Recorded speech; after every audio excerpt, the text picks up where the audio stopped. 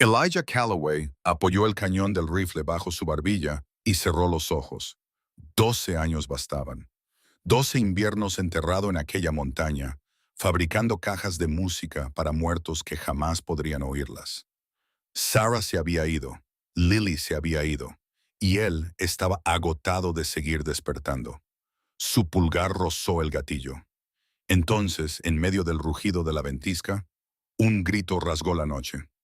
La mano de Eli se desvió bruscamente. El disparo atravesó el techo.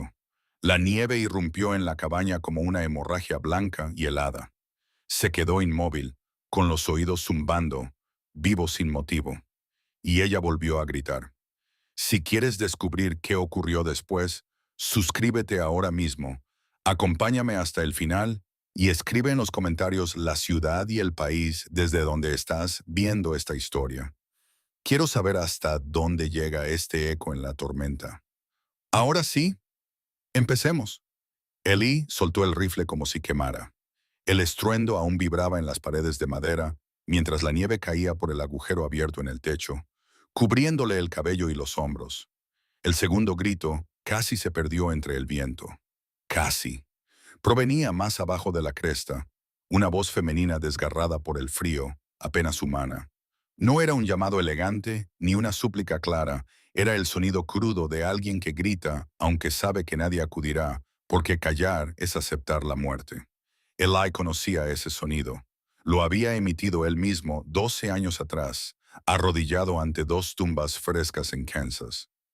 Se puso el abrigo sin lograr abotonarlo, las manos aún temblorosas por lo que casi había hecho. Se calzó las raquetas de nieve, tomó el mismo rifle, todavía impregnado de pólvora, y salió de una patada hacia la tormenta. El viento lo golpeó como un tren de carga. La nieve volaba horizontal, espesa como lana sucia. Diciembre en las montañas rocosas de Colorado no perdonaba. La ventisca llevaba 2 días gestándose y ahora rugía con toda su furia. Sargento, su semental negro, relinchó con violencia desde el establo, golpeando la pared hasta agrietarla. Solo reaccionaba así ante osos pardos, o ante muerte segura. Lo sé, murmuró Eli sin detenerse. Descendió hacia el origen del grito, hundiéndose hasta los muslos en nieve traicionera. Bajo aquel desierto blanco yacía la vieja carretera que conectaba Elk Crossing con la ruta a Denver. Un camino que ningún conductor sensato tomaría con ese clima. A 200 yardas del límite de su propiedad encontró los restos.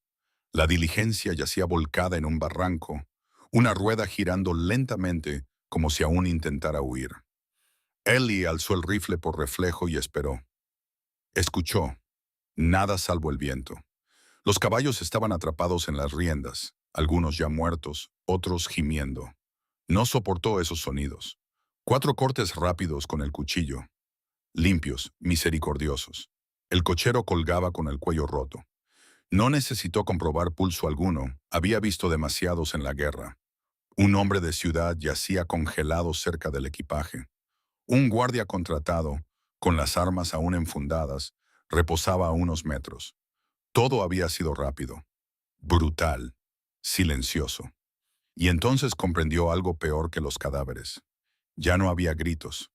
Rodeó los restos, la barba cubierta de escarcha, el aliento ardiendo en sus pulmones.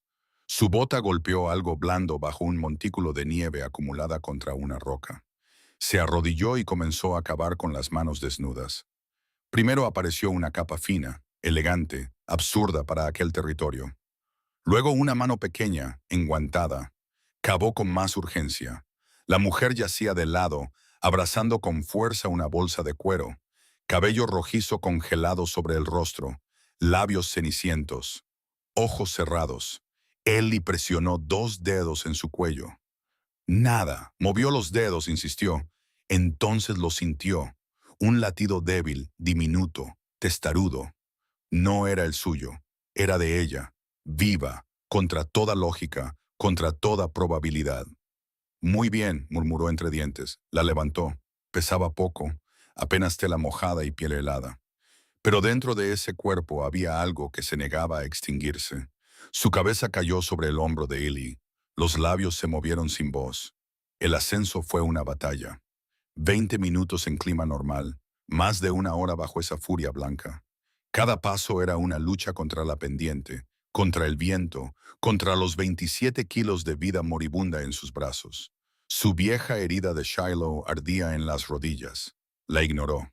Sus pulmones gritaban. También los ignoró. La voz interna era más cruel. Déjala, ya está perdida. No salvaste a Sarah. No salvaste a Lily. No salvaste a los muchachos que murieron en Tennessee. ¿Qué te hace creer que puedes salvarla a ella? Cállate, respondió en voz alta y siguió subiendo. Entró a la cabaña de una patada. El fuego se había reducido a brasas. No miró el agujero del techo ni el rifle en el suelo. Depositó a la mujer frente al hogar y arrojó toda la leña disponible hasta que las llamas rugieron de nuevo. La ropa la estaba matando. Cada capa urbana retenía el frío contra su piel. La hipotermia avanzaba sin piedad. Sus labios ya eran grises. Ellie apretó la mandíbula. Perdóneme, señora. Sus dedos torpes desabrocharon botones diminutos, soltaron el corsé, retiraron en aguas empapadas.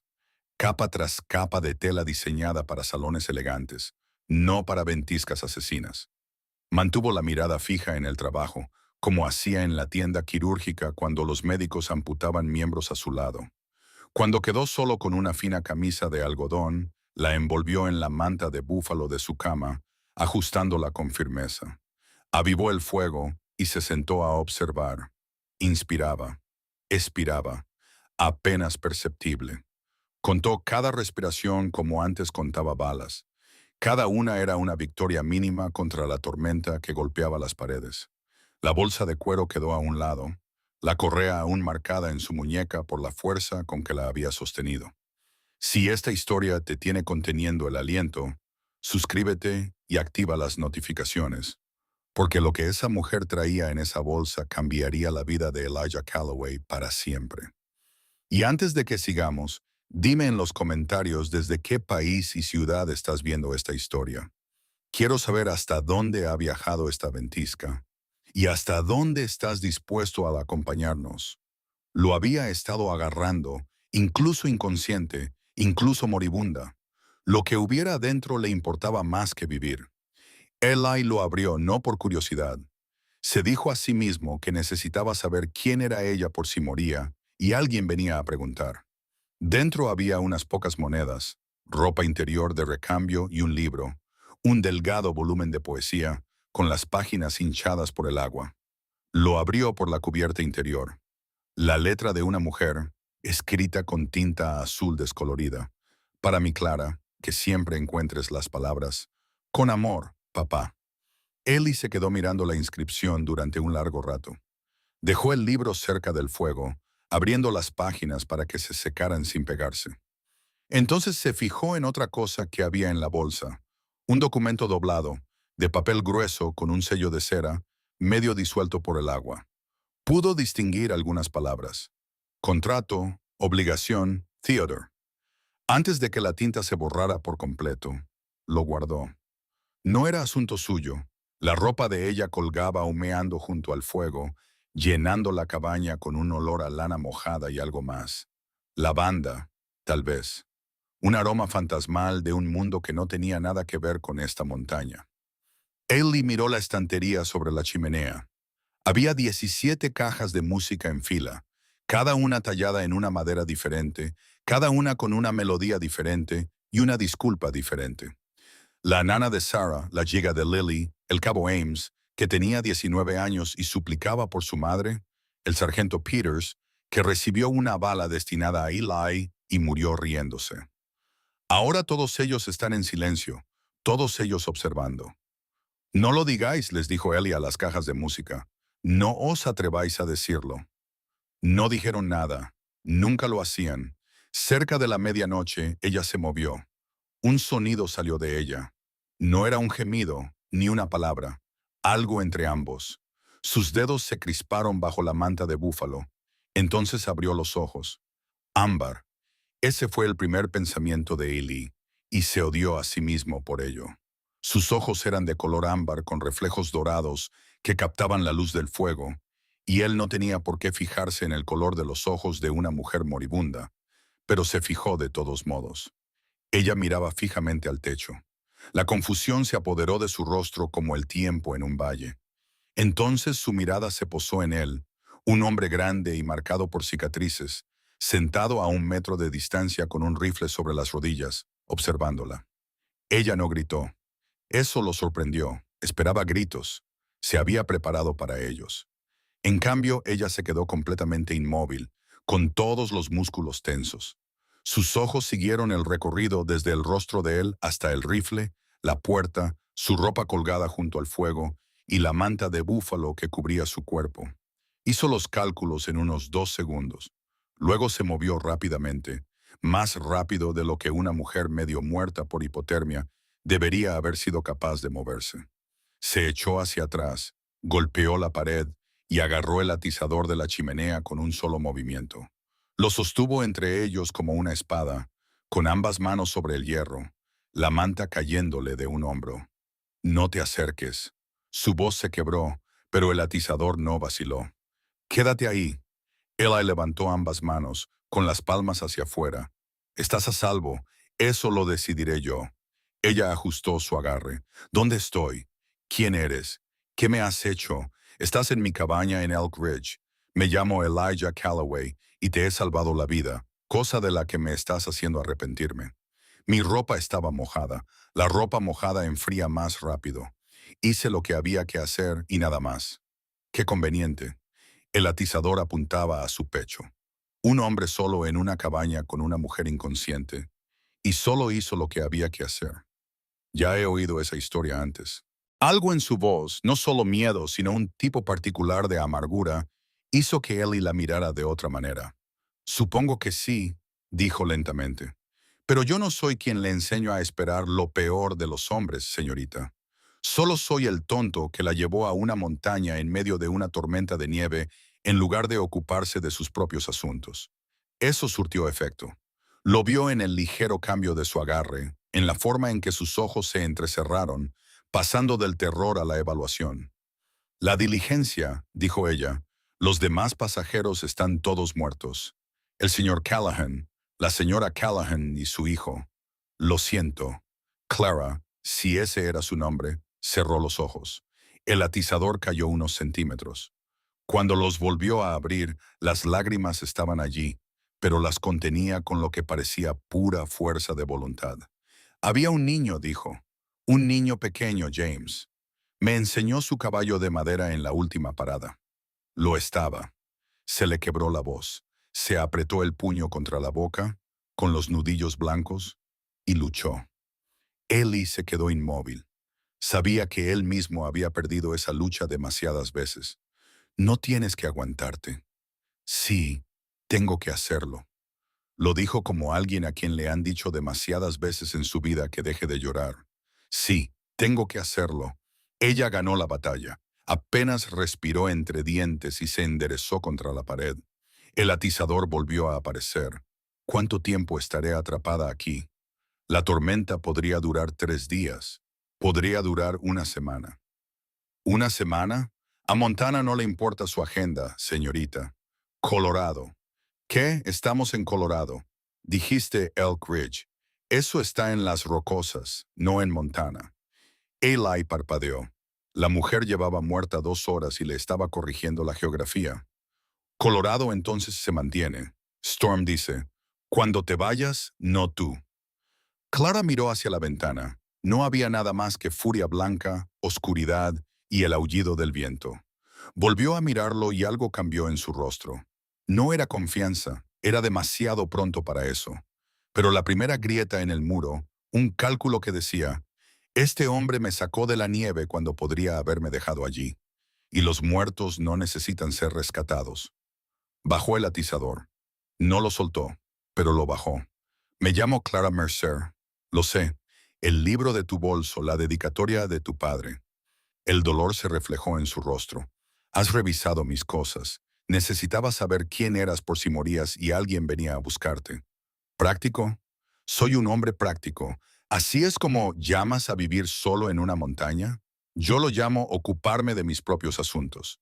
Algo que hacía muy bien antes de que estrellaras una diligencia en mi puerta. Eso casi le hizo reír, no del todo, pero la comisura de sus labios se movió y eso ya era algo. Necesitas comida, dijo Eli. Yo necesito respuestas. Primero necesitas comida. Las respuestas no significan mucho para un cadáver. Se levantó y sirvió un plato de estofado de la olla que estaba al fuego. Venado, cebolla silvestre, raíz de cattail. Le tendió el cuenco. Clara lo cogió con una mano, mientras con la otra seguía sujetando el atizador. Olfateó el guiso, probó un bocado con cautela y arqueó las cejas. No digas que está bueno, como hacen todos los urbanitas, dijo Ellie. Iba a decir que le falta sal. Él la miró fijamente. Ella tomó otro bocado y esta vez definitivamente esbozó algo parecido a una sonrisa. Hay sal en la estantería, dijo Ellie después de un momento. Sírvete tú misma. Yo estaré fuera comprobando cómo está mi caballo. La puerta no está cerrada con llave. ¿Quieres salir corriendo a la ventisca en camisón? Es tu elección. Yo te recomendaría que no lo hicieras. Se puso el abrigo y salió antes de que ella pudiera responder. En el establo, Eli apoyó la frente contra el cuello cálido de Surgeon y respiró.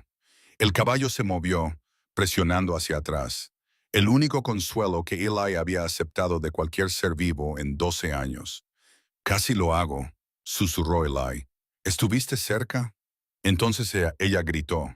Surgeon sopló aire cálido contra el hombro de Eli. Ahora ella, ahí dentro con un atizador como si fuera a apuñalarme con él, comiéndose mi estofado y criticando mi forma de sazonar. ¿Qué demonios se supone que debo hacer con eso, sargento? El sargento no tenía opinión. Debería haberme quedado dentro. Debería haber apretado el maldito gatillo y haber acabado con todo. Pero incluso mientras lo decía, las palabras le parecían diferentes ahora. Incorrectas, como un abrigo que ya no le queda bien. Hace 5 minutos, no, hace 2 horas, quería morir. Se había puesto el rifle bajo la barbilla y no había sentido más que alivio.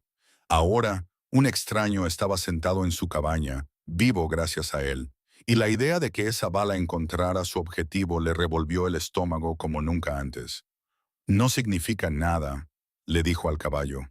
Se irá cuando pase la tormenta. Las cosas volverán a la normalidad. Lo dijo como un hombre que intenta convencerse a sí mismo. Dentro, Clara había dejado el atizador. Había encontrado la sal, terminado el guiso y estaba sentada junto al fuego con la manta de búfalo bien ajustada alrededor de los hombros. También había encontrado su libro y lo tenía abierto en su regazo, alisando las páginas dañadas por el agua con dedos cuidadosos. La encuadernación está arruinada, dijo sin levantar la vista. Pero las páginas podrían sobrevivir si se secan planas.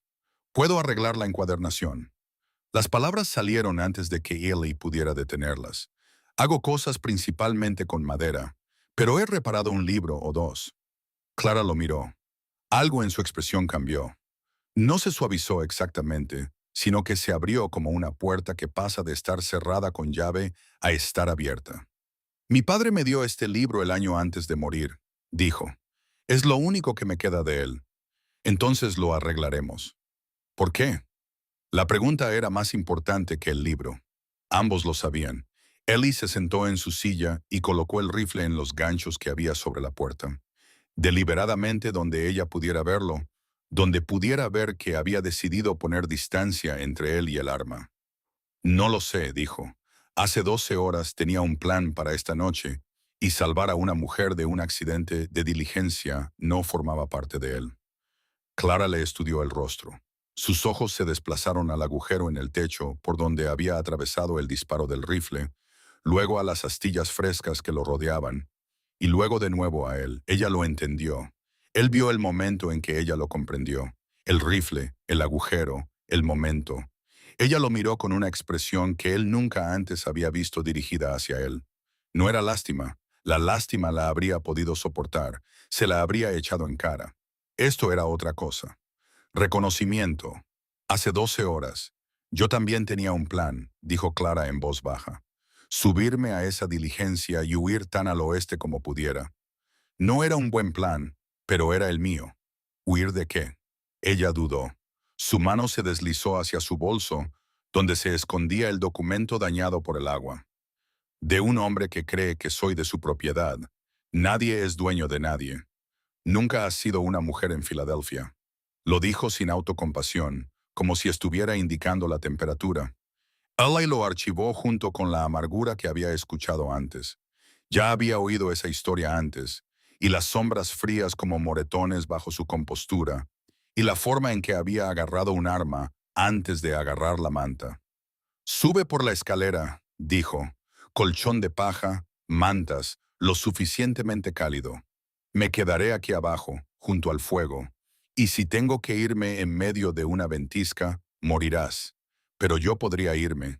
Él entendió lo que ella realmente le estaba pidiendo. Puede irse cuando quiera, señorita Mercer. Se lo he dicho. No es una prisionera. Solo una desconocida que irrumpió en mi vida cuando no esperaba compañía. Clara se levantó con cuidado. Se tambaleó, se agarró a la pared y se dirigió a la escalera con una bata alrededor del cuerpo. Arriba, se detuvo. Señor Calloway. Sí, ese agujero en su techo. Lo miró con esos ojos ámbar. Me alegro de que fallara. Desapareció en el desván. Ellie se sentó solo junto al fuego. La nieve se colaba por el agujero de bala y silbaba al caer sobre las piedras calientes de la chimenea. Desde arriba, oyó a Clara acomodarse en el colchón de paja. Oyó cómo se le cortaba la respiración una vez, un llanto ahogado, de esos que se hacen en silencio para que nadie los oiga. Luego silencio. Cogió la caja de música en la que había estado trabajando antes. Antes de decidir que esta noche era la noche, antes del rifle, antes del grito, la giró entre sus manos. La caja de nogal estaba casi terminada. No había decidido qué melodía poner dentro, ni qué nombre grabar en la parte inferior. Por primera vez en 12 años, Eli Calloway no estaba seguro de para quién era la caja de música. La dejó sobre la mesa, escuchó la tormenta golpear las paredes, escuchó la respiración de un extraño en el desván sobre él. Su cabaña no se había sentido vacía en 12 años porque la había llenado de fantasmas. Sarah en cada sombra, Lily en cada silencio, los chicos muertos de la guerra en cada arroyo y gemido del viento. Esta noche, la cabaña no se sentía vacía por una razón diferente. Y eso asustaba a Eli Calloway más que el rifle jamás lo había hecho. Clara se despertó con el olor del café y el sonido de los martillazos. Se quedó quieta por un momento, desorientada. El colchón de paja le rozaba la mejilla. La manta de lana olía a cedro y a humo de leña y a algo masculino que no sabía nombrar. Por encima de ella, vigas de madera sin pulir. Por debajo, el ritmo constante de un martillo golpeando madera. Entonces, el recuerdo la golpeó como agua fría. La diligencia, los caballos relinchando, el rostro de la señora Callahan en el momento antes de que la diligencia se volcara. El pequeño James y su caballo de madera. La nieve llenándole la boca, la nariz, los pulmones, y luego nada hasta la luz del fuego y un hombre con cicatrices, un rifle y ojos del color de las nubes de tormenta. Se incorporó demasiado rápido. Un dolor agudo le atravesó las costillas y se presionó ambos lados del costado con las manos, respirando entre dientes hasta que pasó. Magulladas, tal vez fracturadas por el choque. Se examinó a sí misma tal y como había visto hacer al doctor Brennan con sus pacientes en Filadelfia. Costillas, lado izquierdo, doloridas pero funcionales. Rasguños en ambas palmas. Un bulto en la parte posterior del cráneo que le latía cuando se movía. Pies aún en su sitio, los dedos aún funcionaban. Viva contra toda expectativa razonable. ¡Viva! Los martillazos cesaron.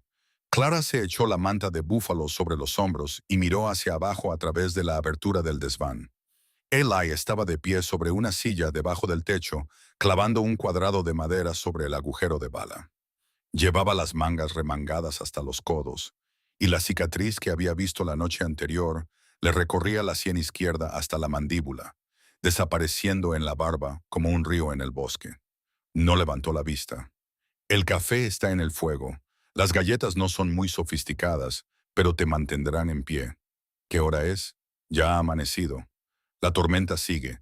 Has dormido 14 horas. ¿14? Clara se presionó las sienes con los dedos. No recordaba la última vez que había dormido más de 4 horas seguidas. En Filadelfia, se pasaba la mayoría de las noches despierta, escuchando los pasos fuera de su puerta, calculando cuántos días faltaban para la boda, cuántas horas hasta que ya no pudiera huir. Bajó con cuidado por la escalera, con todos los músculos protestando. Ellie había puesto una taza de hojalata y un plato sobre la tosca mesa. Seguía sin mirarla.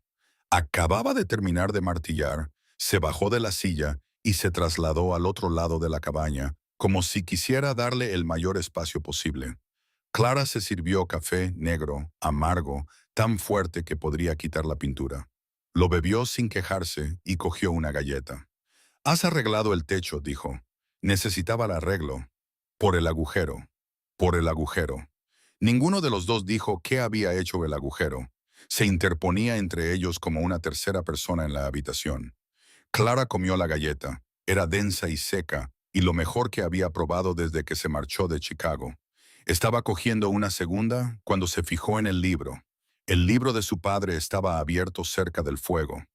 Las páginas estaban abiertas en abanico y esperaban con pequeñas piedras para mantenerlas planas mientras se secaban. Alguien lo había hecho con cuidado, con paciencia, alisando cada página para que las palabras siguieran siendo legibles. «Te quedaste despierto con él», dijo ella. Ellie se encogió de hombros. «Las páginas se pegan si se secan mal. Pensé que querrías que las palabras sobrevivieran». Clara cogió el libro y lo giró entre sus manos. La encuadernación estaba arruinada. El lomo estaba agrietado y la cubierta deformada. Pero las páginas estaban intactas, todas ellas. Pasó el pulgar por la dedicatoria de su padre y sintió que se le hacía un nudo en la garganta. «Gracias», dijo, y lo dijo con un significado que iba más allá del libro. Ellie gruñó.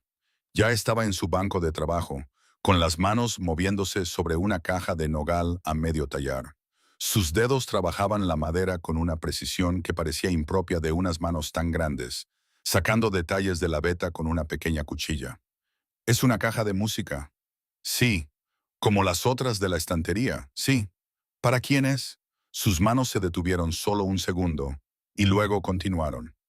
«Aún no lo he decidido». Clara miró las 17 cajas de la estantería. Cada una era hermosa a su manera. Algunas sencillas, otras ornamentadas. Todas claramente hechas por un hombre que ponía algo de sí mismo en cada corte. Quería preguntarle por ellas. Quería saber qué nombres estaban grabados en el fondo. Qué melodías vivían en su interior. Pero algo en la postura de Eli le indicó que esa puerta estaba cerrada. En su lugar, centró su atención en la cabaña. A la luz del día contaba una historia diferente a la que había visto la noche anterior, a la luz de las antorchas. Los muebles eran artesanales y sorprendentemente elegantes. La superficie de la mesa era lisa como el cristal. Las sillas tenían respaldos curvos que se adaptaban al cuerpo. De las vigas colgaban hierbas secas. En las estanterías había carne en conserva, latas, harina, café y algunas botellas de whisky. Todo tenía su lugar. Todo estaba limpio. Todo hablaba de un hombre que había construido una vida en soledad y había conseguido que funcionara. «¿Cuánto tiempo lleva viviendo aquí?», preguntó Clara. 12 años. ¿Y nadie más? ¿Ni vecinos? ¿Ni amigos? Nettie Rollins trae suministros de El Crossing una vez al mes. Eso es suficiente contacto humano. Nettie Rollins regenta la tienda general y la oficina de correos y se encarga de aproximadamente el 60% de los negocios de todo el mundo. Es la única persona en 40 millas que puedo tolerar. Y algunos meses eso es mucho decir. Clara casi sonrió. «No te gusta la gente está bien. Lo que te mata es preocuparte por ellos». Lo dijo con total naturalidad, como si informara del tiempo, sin autocompasión, sin dramatismo, solo como un hecho que había aprendido por las malas y archivado en la categoría de lecciones para no olvidar nunca. «Necesito mi ropa», dijo Clara, todavía húmeda. «Entonces yo necesito algo que ponerme. No puedo pasar una semana con una manta de búfalo». Ellie cruzó el viejo baúl contra la pared, lo abrió y sacó una camisa de franela y unos pantalones de lana. Los dejó sobre la mesa sin ceremonias. Te quedarán grandes. ¿De quién son? Son míos, y el abrigo también, el que mencionaste anoche. Ellie se detuvo. Su mano se quedó suspendida sobre el baúl y Clara vio algo cruzar su rostro. No era exactamente dolor, sino el recuerdo del dolor, que a veces era peor. Sacó un abrigo de mujer, de lana gastada con botones de hueso, y lo sostuvo un momento antes de colocarlo junto a la otra ropa. «Es de Sara», dijo. «Mi esposa. Era más o menos de tu talla». Clara tocó el abrigo con delicadeza.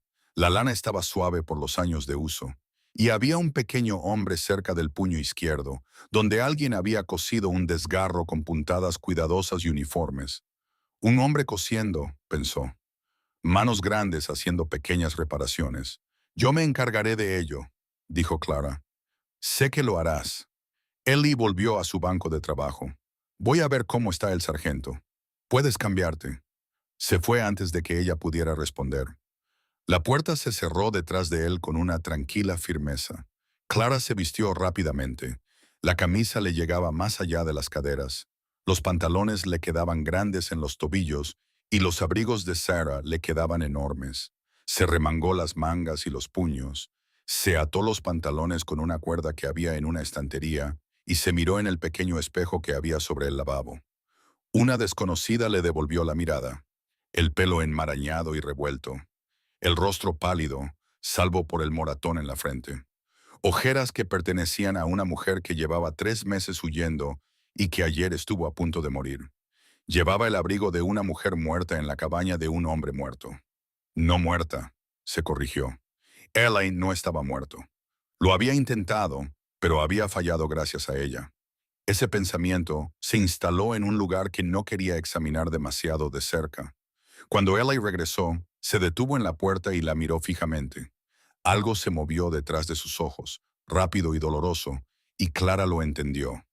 Parecía un fantasma con la ropa de su esposa. «¿Puedo quitarme el abrigo?» «No». Su voz sonó áspera. «No, parece. Deberías ponértelo. Para eso sirven los abrigos». Se acercó al fuego y se sirvió café, y durante unos minutos ninguno de los dos habló. La tormenta llenó el silencio por ellos, aullando contra las paredes, sacudiendo la ventana, recordándoles a ambos que el mundo exterior estaba tratando de matar todo lo que pudiera alcanzar. «Debería comprobar las trampas», dijo Ellie finalmente. «Si nos quedamos aquí una semana, la comida va a ser un problema». «Por mi culpa, por culpa de las matemáticas, almacené lo suficiente para una boca durante el invierno. Ahora hay 2, entonces debería ayudar». Ellie la miró por encima de su café. «¿Alguna vez has estado fuera con un tiempo como este?» «No». «¿Alguna vez has manejado una trampa, despellejado un conejo, caminado con raquetas de nieve?» «No». «Entonces, ¿cómo piensas ayudar exactamente?» «Aprendiendo». Clara le miró a los ojos y mantuvo la mirada. «Yo causé este problema. Debo ayudar a resolverlo. Enséñeme». «Esto no es un aula, señorita Mercer. Cometer errores ahí fuera puede costarle los dedos. O algo peor. Entonces enséñeme a no cometer errores». Eli la estudió durante un largo momento. Clara se negó a apartar la mirada, aunque algo en sus ojos grises le aceleraba el pulso de una forma en la que no quería pensar. Finalmente dejó la taza sobre la mesa. «Sigue exactamente mis pasos. No toques nada a menos que yo te lo diga. Y cuando te diga que te muevas, te mueves. A esta montaña no le importa que seas de Filadelfia». Empiezo a entenderlo. Le entregó un par de raquetas de nieve que había junto a la puerta. Eran de Sara. «Te quedarán bastante bien». Clara se las ató. Le parecían como unos pequeños barcos, incómodos y pesados. Pero se puso de pie sin quejarse y siguió a Elise hacia la blancura. El frío la golpeó como una pared, no el frío de los inviernos de Filadelfia, que era educado y manejable y se podía solucionar con un abrigo más grueso. Este frío tenía dientes. Atravesaba el abrigo de Sara, la camisa de franela, su piel y llegaba directamente a sus huesos. Clara jadeó y el aire se congeló en sus pulmones. «Respira por la nariz», dijo Eli sin volverse. «Respirar lentamente por la boca te congelará la garganta». Ella obedeció, obligándose a inhalar por la nariz a pesar de que todos sus instintos le gritaban que tragara aire. Se adentraron en el bosque, Ellie abriendo camino y Clara siguiendo sus pasos. Las raquetas de nieve distribuían su peso, pero caminar con ellas requería un amplio movimiento ondulante que utilizaba músculos que ella no sabía que tenía. A los 20 minutos, le ardían los muslos. A los 30 minutos, tropezó y se agarró a un tronco. Eli se detuvo y miró hacia atrás. ¿Necesitas descansar? No, testaruda, práctica. Dijiste que la comida era un problema. Quedándote aquí no lo solucionas. Esa casi sonrisa otra vez. El mínimo movimiento de su boca que Clara empezaba a reconocer como el equivalente de Eli Calloway a una sonrisa. La primera trampa estaba vacía. La segunda contenía un conejo congelado y medio enterrado en la nieve. Eli se arrodilló a su lado y lo liberó de la trampa con manos expertas. Rápido y limpio, dijo. Esa es la única regla. El animal dio su vida para que pudiéramos comer. No desperdiciamos eso. No lo hacemos sufrir. Le damos las gracias y lo decimos en serio. Tú le das las gracias a un conejo muerto. Yo le doy las gracias a cualquier cosa que me mantenga con vida. Lo he estado haciendo desde Shiloh. Shiloh. Clara archivó el nombre. Una batalla de la guerra civil. Lo había leído en los archivos de periódicos de su padre. 10.000 muertos en 2 días. ¿Luchaste allí? Sobreviví allí. Hay una diferencia. Volvió a colocar la trampa con movimientos rápidos y seguros, mostrándole cada paso, dónde colocar la trampa, cómo anclarla, cómo leer la nieve en busca de huellas que le indicaran por dónde corrían los conejos. Clara observó y memorizó, igual que había memorizado la contabilidad de su padre, las notas médicas del Dr. Brennan y los horarios de envío que había robado de la oficina de su padrastro para planear su fuga. Aprender era la forma en que Clara Mercer sobrevivía. Siempre lo había sido. La tercera trampa se activó, pero estaba vacía. La cuarta contenía otro conejo. Para cuando revisaron las 6, Clara tenía los dedos entumecidos. Tenía la cara en carne viva por el viento y llevaba 2 conejos congelados en un saco de lona colgado del hombro. «No te has quejado ni una sola vez», dijo Ellie mientras subían de vuelta a la cabaña. ¿Habría servido de algo quejarse? No. Entonces, ¿qué sentido tendría? Una vez dentro, el calor la envolvió como una bendición. Clara se quedó junto al fuego, flexionando los dedos entumecidos, observando a Ellie preparar los conejos con una rapidez que delataba años de práctica. Su cuchillo se movía con la misma precisión que ella había visto en su banco de trabajo. Rápido, eficiente, casi delicado. «Yo también tengo que aprender eso», dijo ella. Ellie levantó la vista, desollando todo. «Si voy a comer lo que me da esta montaña, debo comprender lo que cuesta». Le entregó un cuchillo más pequeño que el suyo, con un mango de madera desgastado. «Primero observa, luego prueba». Ella observó y luego lo intentó. Le temblaban las manos y se le revolvió el estómago, pero lo consiguió. No de forma limpia ni rápida, pero lo hizo. Ellie le corrigió el agarre 2 veces, mostrándole el ángulo de la hoja. Y cada vez que sus manos tocaban las de ella, sentía ese mismo latido acelerado. «Basta», se dijo con firmeza. «Acabas de escapar de la propiedad de un hombre. No necesitas otra complicación». Pero las manos de Eli no eran posesivas.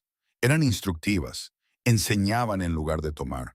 Y él se apartó en cuanto terminó la lección, volviendo a su lado de la cabaña como un hombre que había trazado una línea en el suelo y estaba decidido a permanecer detrás de ella. Comieron estofado de conejo en un silencio que se había vuelto menos hostil y más otra cosa. Cómodo no era la palabra adecuada. Cauteloso, tal vez.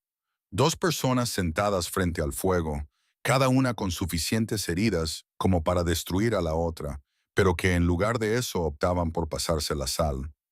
«Háblame de Nettie Rollins», dijo Clara. Eli pareció sorprendido. «¿Por qué?»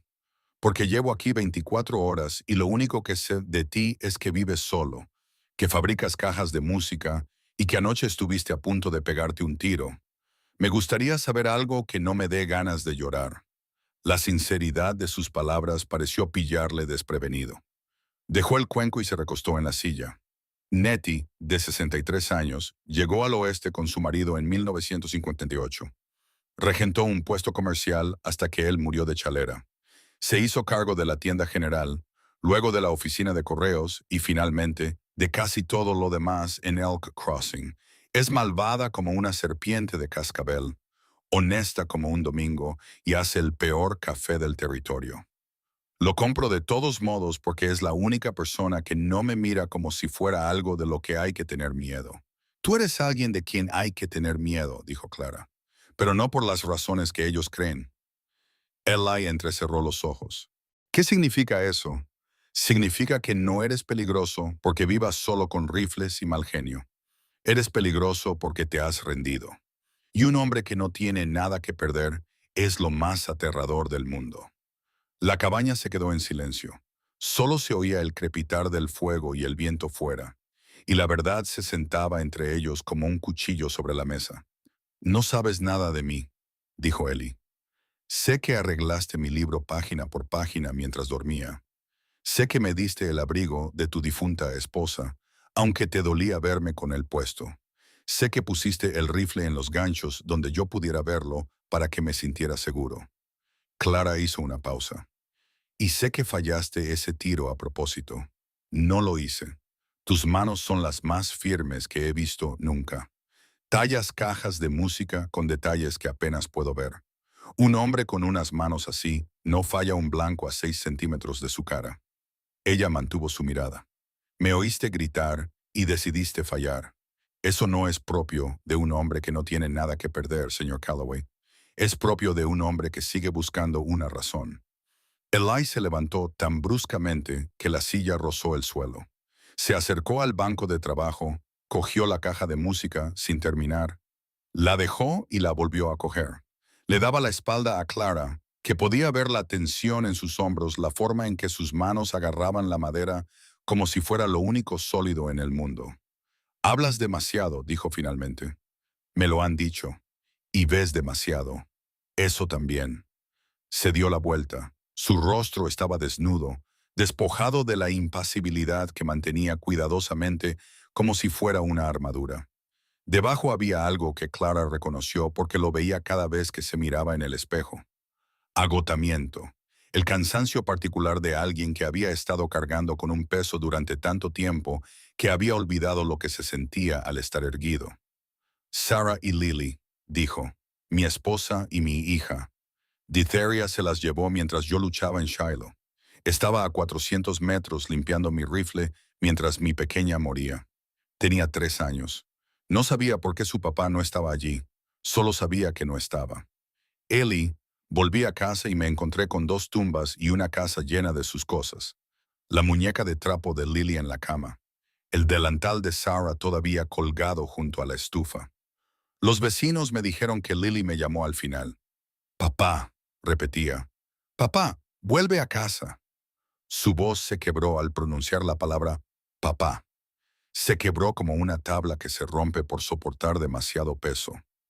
Clara sintió que las lágrimas le quemaban los ojos, pero no se las secó porque Ellie no estaba llorando, y ella entendía que, si lloraba, él dejaría de hablar.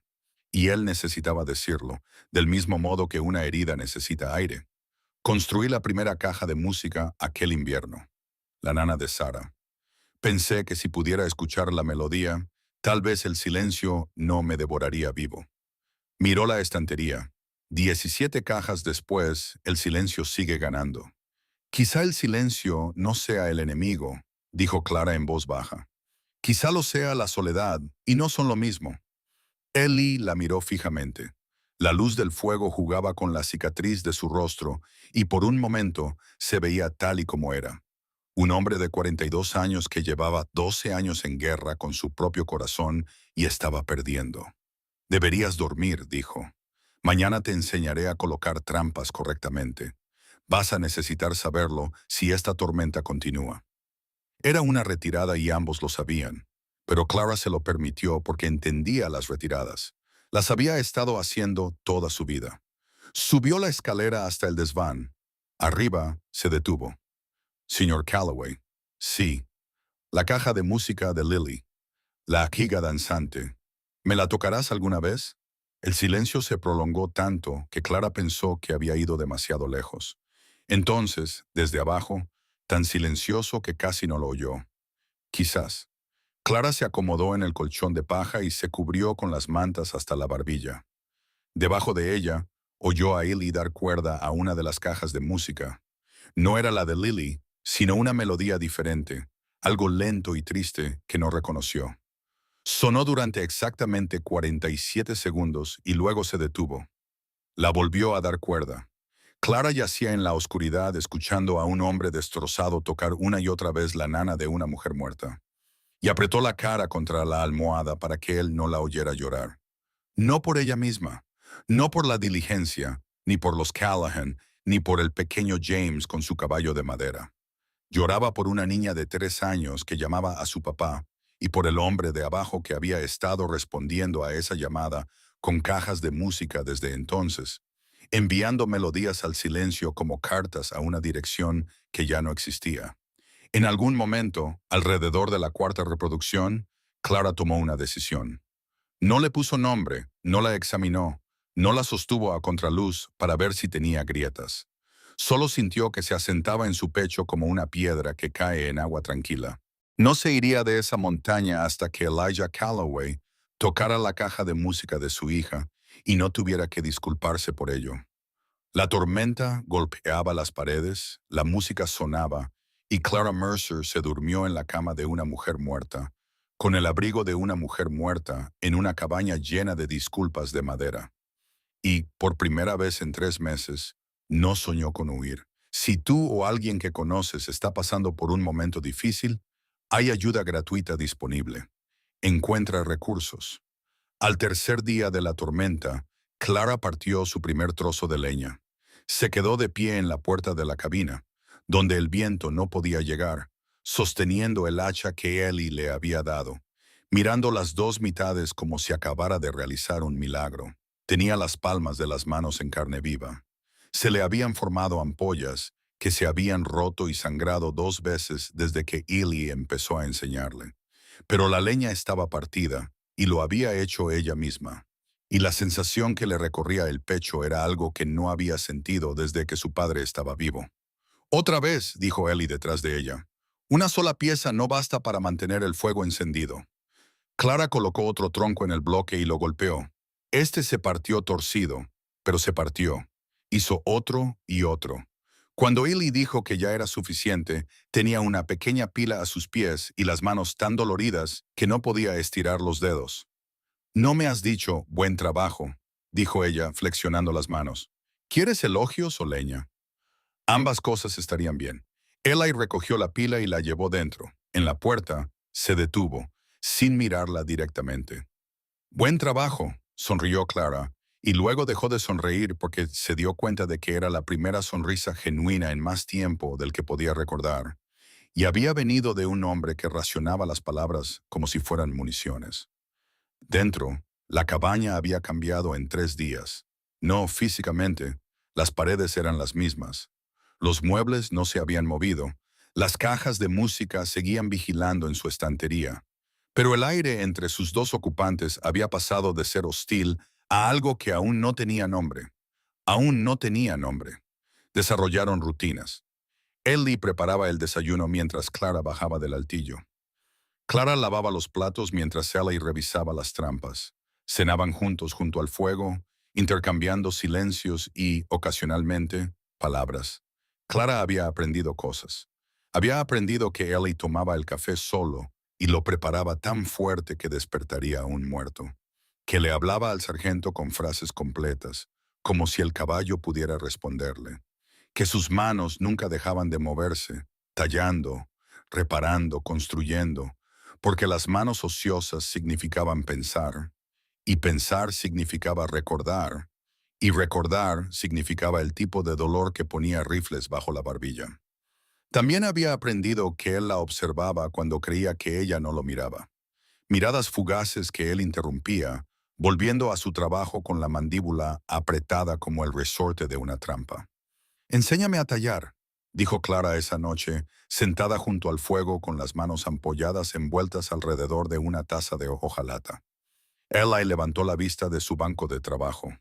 Tienes las manos destrozadas, se curarán. Necesito algo que hacer con ellas. Las manos ociosas traen problemas.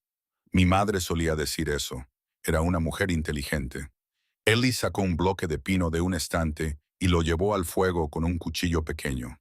Se sentó en su silla y Clara se sentó en el suelo a su lado, más cerca de lo que ninguno de los dos había permitido antes. Ella sintió que él se tensaba, pero él no se apartó. El pino es blando, dijo, girando el bloque entre sus manos. Es indulgente, bueno para aprender. Le enseñó cómo sujetar el cuchillo, cómo cortar siguiendo la veta, cómo dejar que la madera te dijera en qué quería convertirse. Cerró su mano sobre la de ella para mostrarle el ángulo, y Clara sintió el calor de su palma contra sus nudillos, los callos ásperos contra su piel. No lo fuerces, dijo Eli. Su voz se había vuelto más grave y miraba sus manos, no la madera. Si presionas demasiado, la hoja se desliza.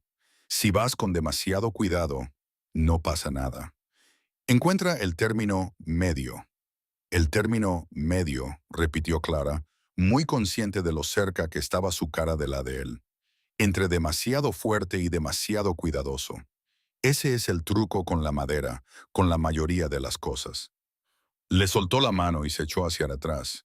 La distancia entre ellos se sintió como una puerta que se cerraba de golpe. Clara talló, o lo intentó. El pino era blando, pero sus manos eran torpes. Y después de 20 minutos, había producido algo que parecía un bulto con ambiciones. ¿Qué se supone que es?, preguntó Eli. Un pájaro, dijo ella inclinando la cabeza. Sigue. Ella siguió con las virutas amontonadas a sus pies. El bulto poco a poco fue adquiriendo la forma de unas alas, un indicio de plumas en la cola. Era horrible, y Clara sabía que era horrible, pero siguió tallando porque Ellie la observaba. Y por primera vez en 3 días, su rostro había perdido esa expresión cautelosa y vacía. Las alas están mal, dijo ella. Olvídate de las alas por ahora. Primero haz bien el cuerpo. Todo lo demás vendrá después. ¿Es un consejo para tallar madera o un consejo para la vida? Ambos. Clara lo miró.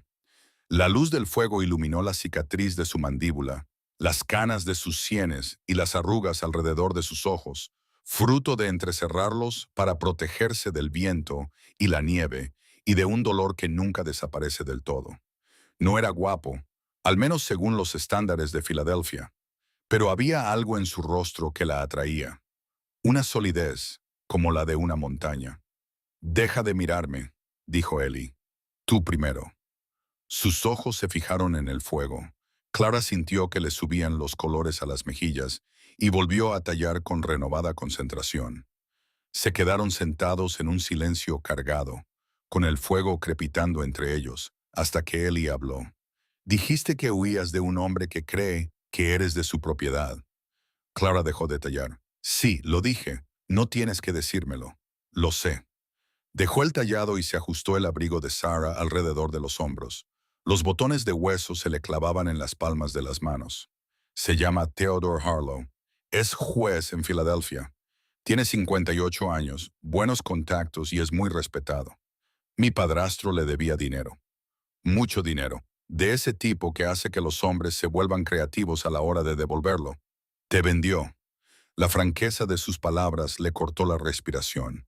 No porque estuviera mal, sino porque nadie se lo había dicho tan claramente. Ni su madre, que lo había calificado de acuerdo sensato. Ni sus hermanas, que lloraron pero no dijeron nada. Ni el abogado que redactó el contrato matrimonial, con términos que parecían una escritura de compraventa. Sí, dijo Clara, me vendió. ¿Y el juez? ¿Qué tipo de hombre compra a una mujer 30 años más joven? El tipo cuyo primer matrimonio murió al caer por las escaleras. Clara miró a Ellie a los ojos. Excepto que hablé con el ama de llaves. Las escaleras de esa casa tienen 6 peldaños y están alfombradas. Martha Harlow no se cayó. La empujaron. Algo cambió en el rostro de Eli.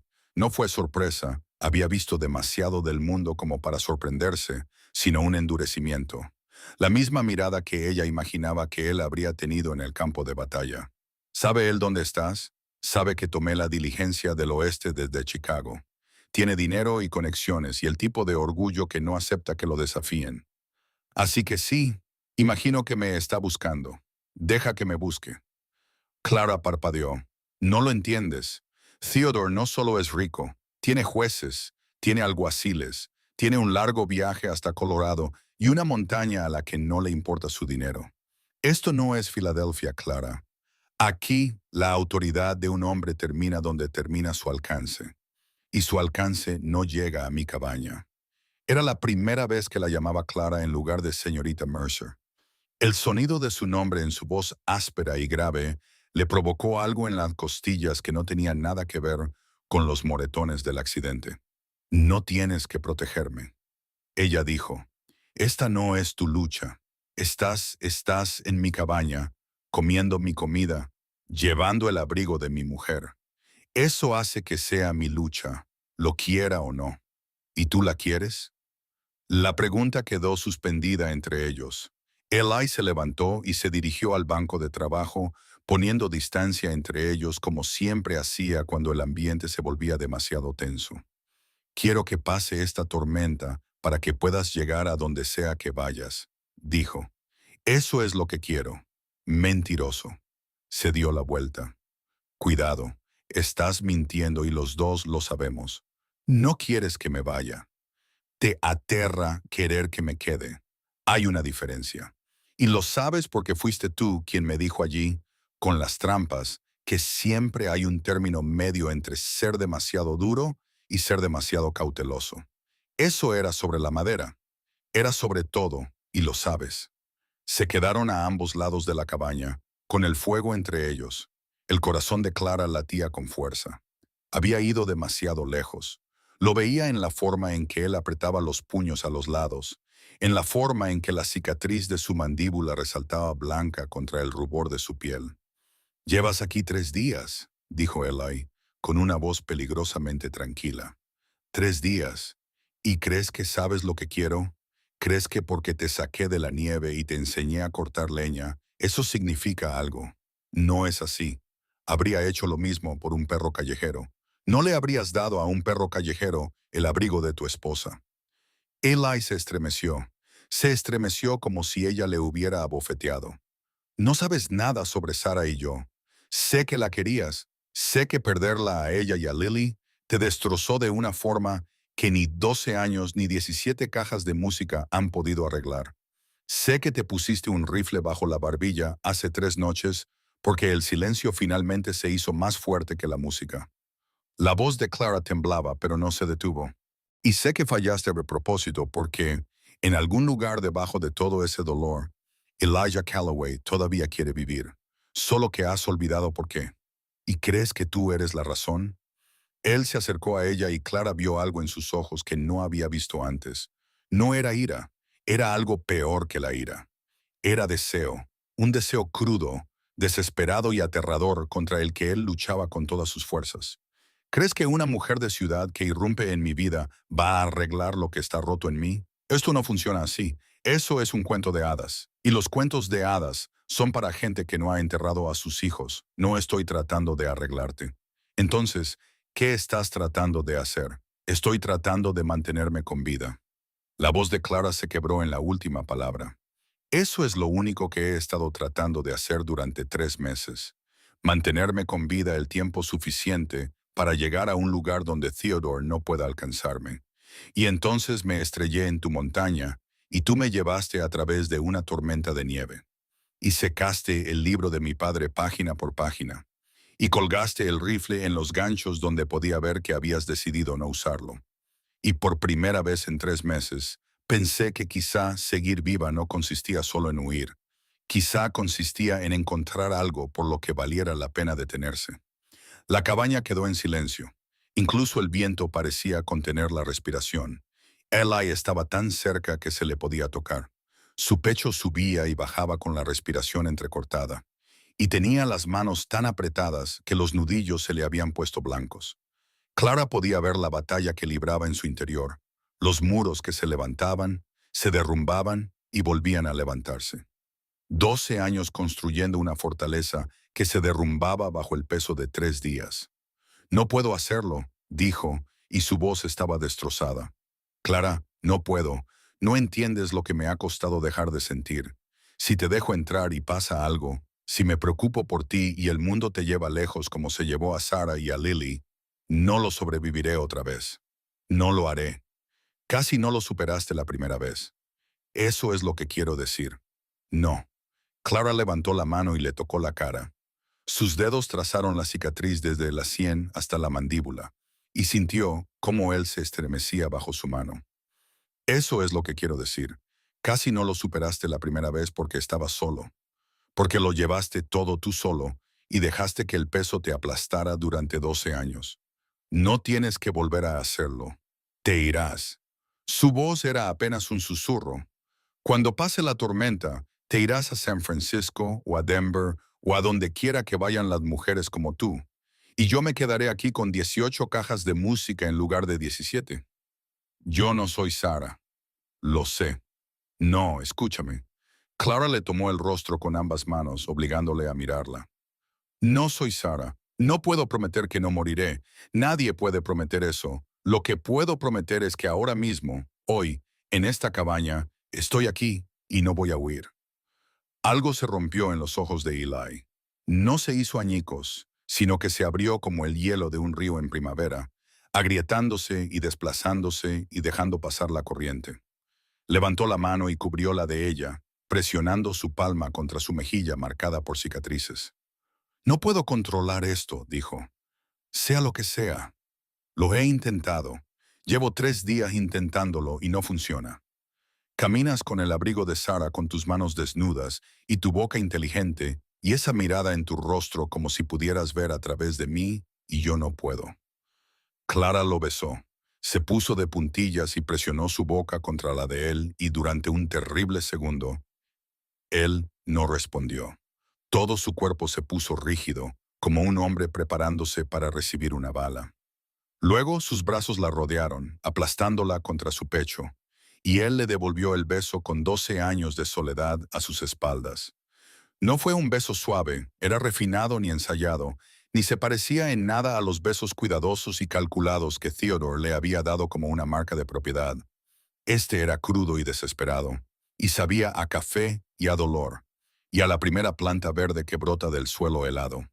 Las manos de Ellie se enredaron en su cabello, y Clara sintió cómo temblaban, y comprendió que la abrazaba como un hombre que se ahoga se aferra a una cuerda. No con confianza, sino con las últimas fuerzas que le quedaban. Cuando se separaron, ambos jadeando, Ellie apoyó la frente contra la de ella y mantuvo los ojos cerrados. Esto es un error, dijo. Probablemente. No me conoces. No de verdad. Yo sé lo suficiente. Tengo pesadillas, muy malas. Me despierto dando vueltas. No he dormido una noche completa en 3 meses. Hablo más con un caballo que con la gente. Hablo con el libro de poesía de un hombre muerto. Ellie abrió los ojos.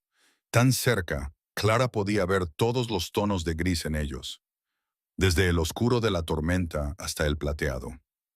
Vas a ser mi muerte, Clara Ara Mercer, o la vida de ti. Depende de cuál de los dos sea más terco.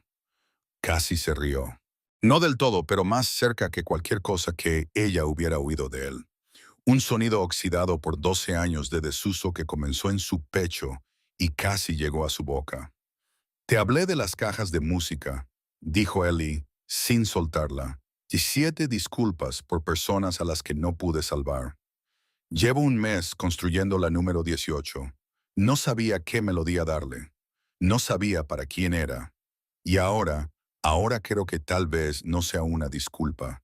Se apartó lo suficiente para mirarla a la cara. Tal vez sea otra cosa. Clara sintió que las lágrimas le quemaban los ojos. ¿Qué melody? Aún no lo sé. Algo nuevo, algo que no tiene que ver con los muertos. Ella lo besó de nuevo, más suavemente esta vez, y sintió sus manos posarse en su cintura con una ternura que le hizo doler el pecho. Este hombre que había tallado 17 disculpas en madera y música, que la había llevado a través de una tormenta de nieve y había secado el libro de su padre página por página, que se había puesto un rifle bajo la barbilla y había fallado porque un extraño gritó en la oscuridad. Este hombre la abrazaba como si estuviera hecha de algo precioso. Y Clara comprendió por primera vez que había dejado de huir, no porque la tormenta la atrapara, no porque no tuviera ningún otro lugar a donde ir, sino porque las manos de Elijah Calloway en su cintura le hacían sentir como en el primer lugar seguro que había conocido, y ya había dejado de huir de las cosas que le hacían sentir como en casa. Se quedaron juntos junto al fuego, con las frentes tocándose, las manos entrelazadas, la tormenta golpeando las paredes como un ser vivo que intentaba entrar. Y, por primera vez en 12 años, Ellie no oía la tormenta. Oía los latidos del corazón de Clara contra su pecho, firmes, fuertes y vivos. Y el silencio que lo había estado consumiendo durante tanto tiempo se apaciguó.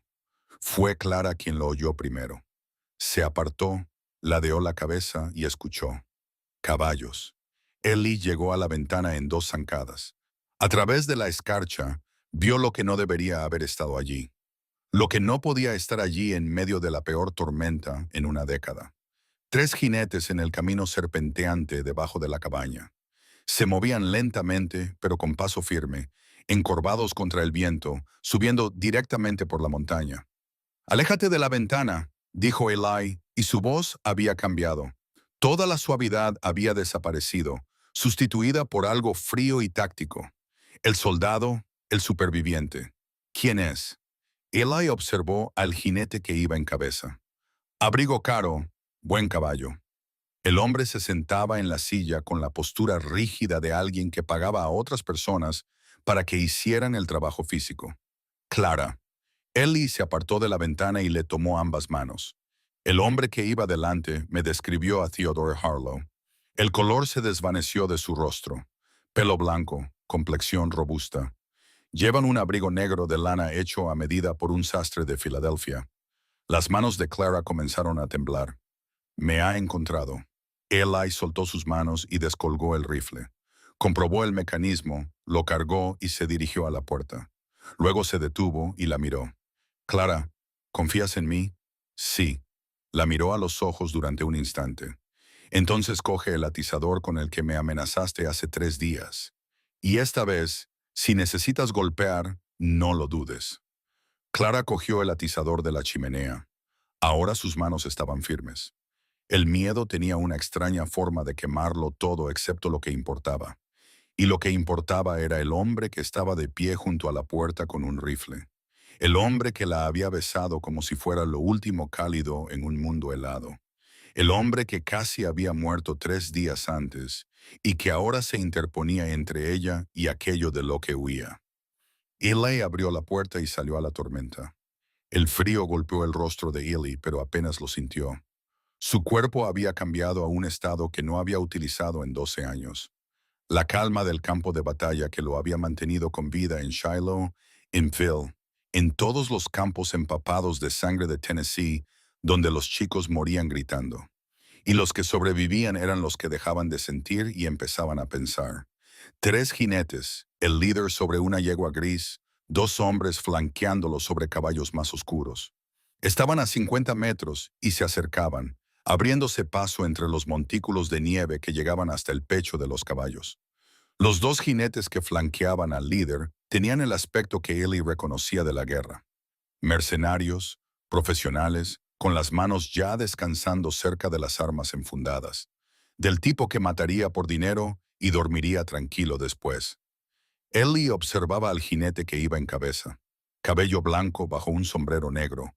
Complexión robusta envuelta en un abrigo que costaba más que todo lo que había en la cabaña de Eli.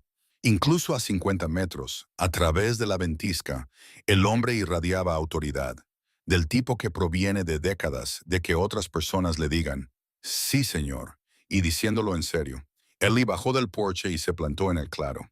El rifle suelto en sus manos, el cañón apuntando al suelo, el dedo cerca del gatillo, pero sin pulsarlo. Todavía no. Los jinetes se detuvieron a 6 metros de distancia. La yegua gris sacudió la cabeza, luchando contra el bocado. Harlow la controlaba con una mano, sin parecer darse cuenta. De cerca, su rostro era ancho y carnoso, con ojos azul pálido que parecían tallados en hielo. El rostro de un político. Un rostro hecho para sonreír en público y hacer cosas desagradables en privado. Está muy lejos de cualquier lugar, señor Ellie. Harlow sonrió. Era una sonrisa ensayada, amplia y cálida, pero absolutamente vacía. Efectivamente, soy Theodore Harlow, juez de circuito del estado de Pensilvania. Estoy buscando a una mujer, mi prometida, Clara Ara Mercer. Tengo motivos para creer que sobrevivió a un accidente de diligencia en esta zona. ¿No conoce a ninguna Clara Ara Mercer? Por supuesto que no. La sonrisa de Harlow no se alteró. Y supongo que tampoco sabe que la buena gente de Elk Crossing me contó todo sobre el fantasma de Elk Ridge, un ermitaño que bajó de la montaña hace 3 días buscando, y cito al tendero, como un hombre que hubiera visto al diablo. Compró harina extra, señor Calloway, sal extra, café extra. Un hombre que vive solo no duplica de repente sus provisiones sin motivo. Ellie no dijo nada. Nettie. Tenía que ser la tienda de Ned. El tendero debió de hablar después de que Nettie se fuera a casa. Archivó eso y mantuvo el rostro impasible. Yo también tengo esto. Harlow sacó un papel doblado de su abrigo. Una orden de arresto contra la señorita Mercer. Robo de propiedad personal, concretamente $200 sustraídos de la caja fuerte de su padrastro. Firmada por un juez federal y ejecutable en cualquier territorio. Muchos problemas por $200. No se trata del dinero. Se trata de una cuestión de principios y de una joven que claramente no está en su sano juicio, que ha huido de su familia y viaja sola a un territorio peligroso. Estoy aquí para llevarla a casa sana y salva. Seguro que puede entender la preocupación de un hombre por su prometida. Eli estudió a Harlow como si fuera una serpiente de cascabel enrollada en su porche. Tranquilo, paciente, buscando el lugar donde atacaría. Prometida, repitió Eli. Así es como llamas a una mujer cuyo padre la vendió para pagar sus deudas. La sonrisa se desvaneció. Solo un instante, lo suficiente para que Eli viera el verdadero rostro que se escondía debajo. Duro, posesivo, acostumbrado a que no se le desafíe. Luego, la máscara volvió a aparecer. Veo que ha estado contando historias. Clara tiene una imaginación muy viva. Es parte de su encanto, pero también parte de su enfermedad. La pobre chica ha estado inestable desde la muerte de su padre. Delirios, paranoia, acusaciones descabelladas. Su familia y yo hemos estado tratando de conseguirle la atención adecuada. La atención adecuada en tu casa, como tu esposa. Un hogar estable con un hombre que pueda mantenerla. ¿Qué hay de malo en eso? Pregúntale a tu primera esposa. El silencio que siguió tuvo peso. Los dos hombres contratados se movieron en sus sillas de montar. Los pálidos ojos de Harlow se volvieron inexpresivos. Y por primera vez, Eli vio al hombre real, no al político, ni al prometido preocupado, sino a lo que había debajo. Frío, calculador, peligroso, como siempre lo son los hombres poderosos. No con sus propias manos, sino con las manos que pueden permitirse comprar. Martha murió en un accidente, dijo Harlow en voz baja. La lloré profundamente. Escaleras alfombradas, 6 peldaños, una mujer sana de unos 30 años. Debió de ser un accidente. Está repitiendo las fantasías de una loca, señor Calloway, y está poniendo a prueba mi paciencia. Harlow asintió con la cabeza hacia la cabaña. Sé que está ahí dentro. Puedo hacerlo de forma civilizada, con una orden judicial y la autoridad de la ley detrás de mí. O puedo hacerlo de otra manera. He traído al señor Pike y al señor Garrett específicamente para la otra manera. Usted elige. Pike y Garrett, los pistoleros a sueldo. No habían hablado, no habían necesitado hacerlo. Sus manos descansaban sobre las empuñaduras de sus pistolas con la tranquilidad de quienes ya las habían desenfundado antes. Esto es lo que sé, dijo Eli, y su voz bajó al tono que había utilizado para dar órdenes en la guerra, el que salía del fondo de su pecho y se oía incluso entre el fuego de los cañones. Sé que has subido a mi montaña sin invitación. Sé que estás agitando un papel que puede ser real o puede ser comprado. Y aquí fuera no importa cuál sea, porque la autoridad federal más cercana está en Denver, a 3 días de cabalgada. Sé que has traído 2 pistolas para llevarte a una mujer, lo que me dice que o bien le tienes miedo a ella o le tienes miedo a lo que sabe. Y sé que estás frente a un hombre que no tiene nada que perder y un rifle que no ha fallado un blanco en 20 años. ¿Nada que perder?, repitió Harlow. Sí, he oído eso sobre usted, el trágico ermitaño, el viudo afligido. Muy romántico. Pero déjeme ofrecerle una perspectiva diferente. Metió la mano en su abrigo lentamente y sacó un segundo documento. También me tomé la libertad de investigarlo, señor Calloway. Ex sargento, Ejército de la Unión, 33 P. Regimiento de Infantería de Indiana, licenciado en 1863, regresó a Kansas y encontró a su familia fallecida. Posteriormente quemó su granja y desapareció. Hay gente en el condado de Lawrence que se ha preguntado durante 12 años si ese incendio fue por dolor o por otra cosa. Mi esposa y mi hija ya estaban enterradas cuando quemé esa casa. Hay un registro del cementerio y una nota del médico que lo demuestran. Tal vez. Pero el papeleo puede ser complicado. Los testigos olvidan. Los registros se pierden. Un abogado motivado podría hacerle la vida muy difícil, señor Calloway. ¿Es eso lo que quiere? Escrutinio legal, preguntas, extraños hurgando en el peor momento de su vida. Todo por una mujer a la que conoce desde hace menos de una semana. Ellie sintió que las palabras daban en el blanco, en la herida, en la culpa. En 12 años huyendo de un dolor que nunca cesó. Harlow era bueno, había hecho esto antes, había encontrado los puntos débiles y había presionado hasta que la gente cedía. Probablemente así era como había conseguido que el padrastro de Clara Ara cediera la custodia de su hija. Encontrar la debilidad, presionar, esperar. Pero Harlow había cometido un error. Había asumido que la debilidad de Elsie era el pasado. Hace 3 días habría tenido razón. Hace 3 días, Ellie se había puesto un rifle bajo la barbilla porque el pasado era todo lo que tenía. Eso ya no era cierto. ¿Has terminado?, preguntó Eli. Harlow parpadeó. Disculpa. Tu discurso, las amenazas, las órdenes judiciales, la triste historia de que Clara está loca. ¿Has terminado? Porque se me están enfriando los pies y me gustaría terminar con esto. Señor Calloway, creo que no lo aprecia. Lo aprecio mucho. Aprecio que haya cabalgado 3 días a través de una tormenta de nieve para recoger a una mujer como si fuera un caballo perdido. Aprecio que haya traído armas, porque sabe que ella prefiere morir antes que volver con usted. Y aprecio que en algún lugar de ese costoso abrigo haya un corazón tan pequeño que cree que el amor es algo que se puede comprar con un contrato y hacer cumplir con una orden judicial. Ellie levantó el rifle, sin apuntar a Harlow. Todavía no, solo lo acunó contra su hombro, donde el significado era claro. Ahora, esto es lo que más aprecio. Estás en mi tierra, en mi montaña, y la mujer que está en esa cabaña no irá a ningún sitio que no elija ir. La máscara de Harlow se resquebrajó. El político sonriente desapareció, y lo que apareció fue feo.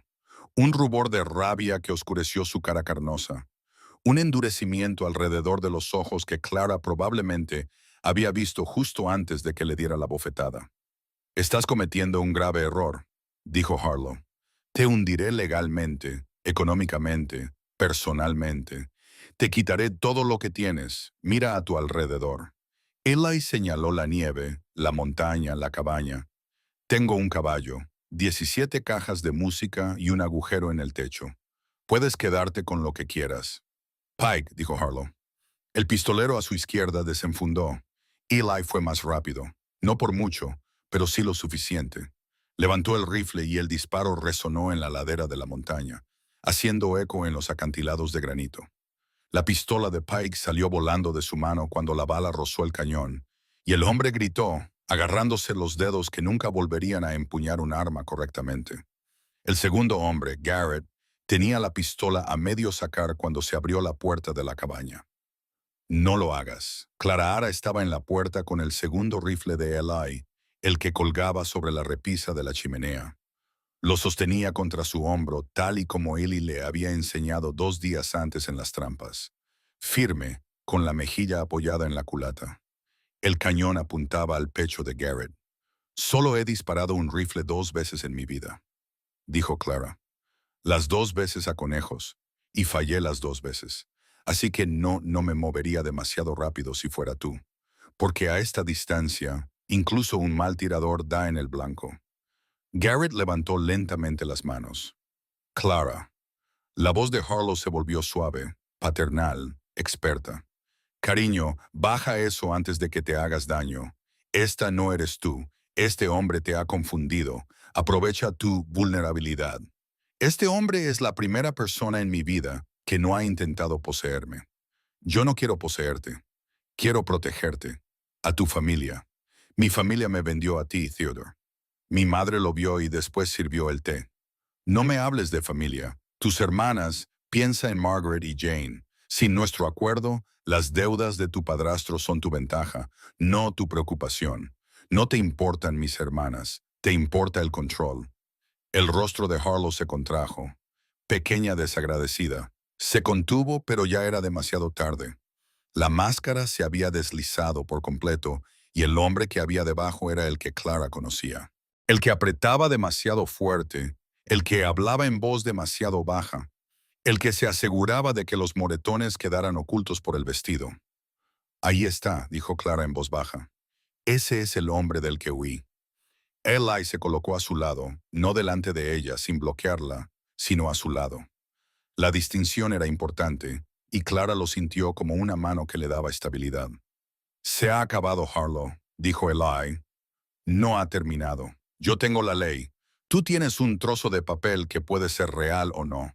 2 hombres a sueldo que acaban de ver cómo disparaban a su compañero y un largo viaje de vuelta a una ciudad donde el sheriff va a escuchar una historia muy interesante sobre un juez que viaja con pistoleros para recoger mujeres». Ellie hizo una pausa. «Yo mismo sé lo suficiente sobre la ley como para saber que lo que estás haciendo tiene un nombre. Coacción, intimidación, persecución armada sin autoridad territorial. ¿Cómo crees que se interpretará eso en un tribunal de Denver?» «¿Un tribunal de Denver?». Harlow se rió, pero fue una risa débil y frágil. ¿Cree que algún juez de la frontera va a creer más en la palabra de un ermitaño de las montañas y una mujer histérica que en la de un miembro en activo del Poder Judicial de Pensilvania? Creo que un juez de la frontera va a ver a 2 pistoleros a sueldo en mi propiedad y a una mujer con moratones y una primera esposa muerta, y va a hacer preguntas que usted no querrá responder». Ellie dio un paso adelante y bajó la voz hasta casi un susurro. «Y creo que lo sabe porque los hombres como usted son valientes cuando tienen poder detrás de ustedes y se asustan como conejos cuando no lo tienen. Y en este momento, juez, usted no tiene poder. Tiene a 2 hombres a los que se les paga por día, y le garantizo que están reconsiderando sus tarifas». Pike se acunaba la mano dañada contra el pecho. Garrett seguía con los brazos en alto, mirando de reojo a Harlow con una expresión que decía: «Este trabajo no valía la pena morir por él». «Señor Harlow», dijo Garrett con cautela, «quizá deberíamos volver con las autoridades competentes. Un alguacil, los documentos legales debidamente notificados». «Cállese, señor. El hombre tiene razón sobre la jurisdicción territorial. Si esto sale mal y somos nosotros los que tenemos las armas, he dicho que se calle». Harlow miró fijamente a Clara. Ella le devolvió la mirada. Y Ellie vio el momento en que Harlow comprendió algo que los hombres como él rara vez aprendían: que había cosas que su dinero, su poder y sus contactos no podían comprar. El miedo de Clara había desaparecido. No lo ocultaba, ni lo reprimía, sino que había desaparecido. De pie en la puerta de una cabaña en la montaña, con un rifle que apenas sabía usar y un hombre al que conocía desde hacía 3 días a su lado. Clara Mercer había dejado de tener miedo a Theodore Harlow. «Quiero que me escuches», dijo Clara, «porque solo lo diré una vez. No soy de tu propiedad. No soy tu prometida. No voy a volver a Filadelfia. Ni ahora ni nunca. Si envías a tus hombres a por mí, lucharé contra ellos. Si vienes tú mismo, lucharé contra ti. Y si intentas hacer daño a las personas que me importan, a mis hermanas, a este hombre, a cualquiera, escribiré a todos los periódicos de los estados del este y les contaré exactamente lo que le pasó a Martha Harlow.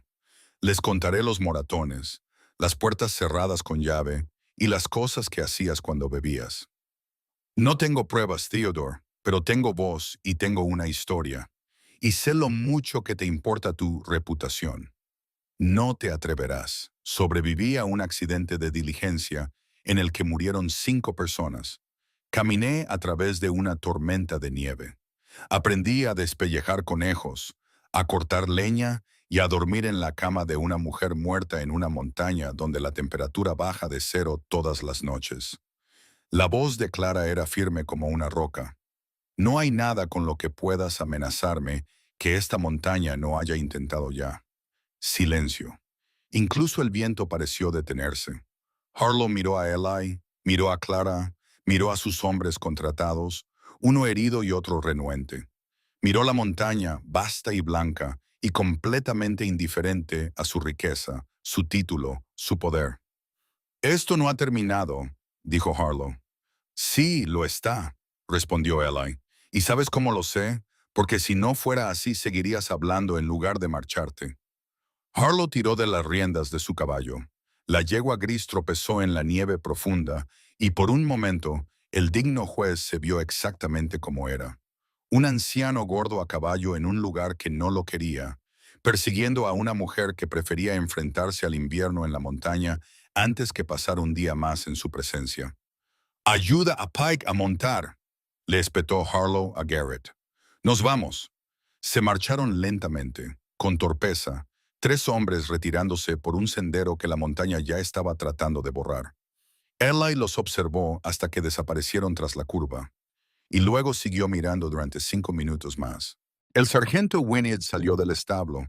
Un halcón volaba en círculos en algún lugar sobre sus cabezas y la tormenta comenzaba a cerrarse como una cortina.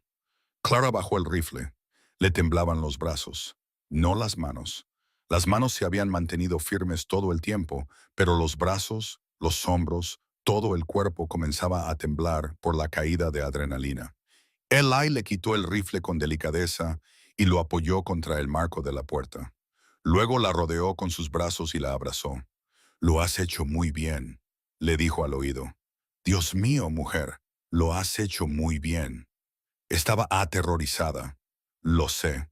No podía dejar que me llevara de vuelta. No podía. No te llevará a ningún sitio. Ni hoy ni nunca. Ella apoyó la cara contra su pecho.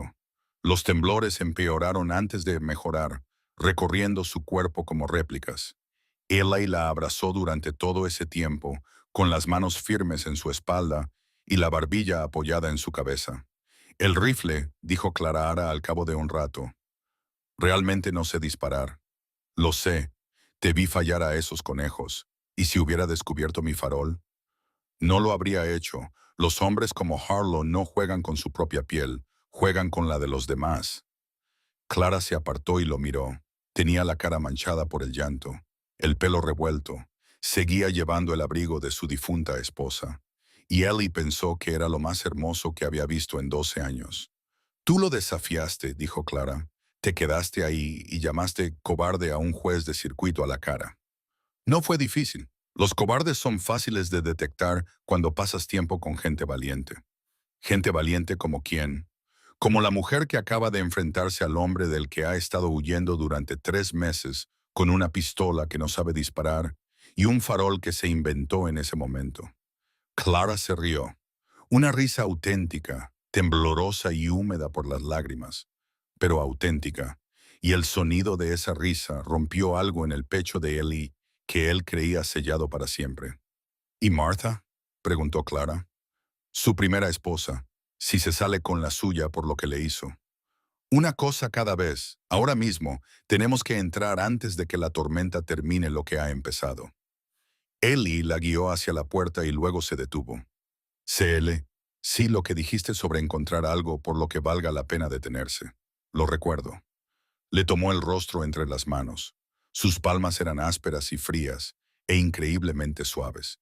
He estado huyendo durante 12 años, construyendo cajas de música para los muertos en lugar de vivir para los vivos. Te plantaste en mi puerta con un rifle que no sabes apuntar y le dijiste a un hombre poderoso que se fuera al infierno. Y solo necesito que lo sepas. Lo sé. Déjame decirlo. Apoyó la frente contra la de ella. Dejé de huir, Clara. Aquí mismo, ahora mismo, de pie en la nieve contigo. He dejado de huir. Ella lo besó suave y lentamente, con sabor a lágrimas y aire frío, y el comienzo de algo para lo que ninguno de los dos tenía palabras todavía.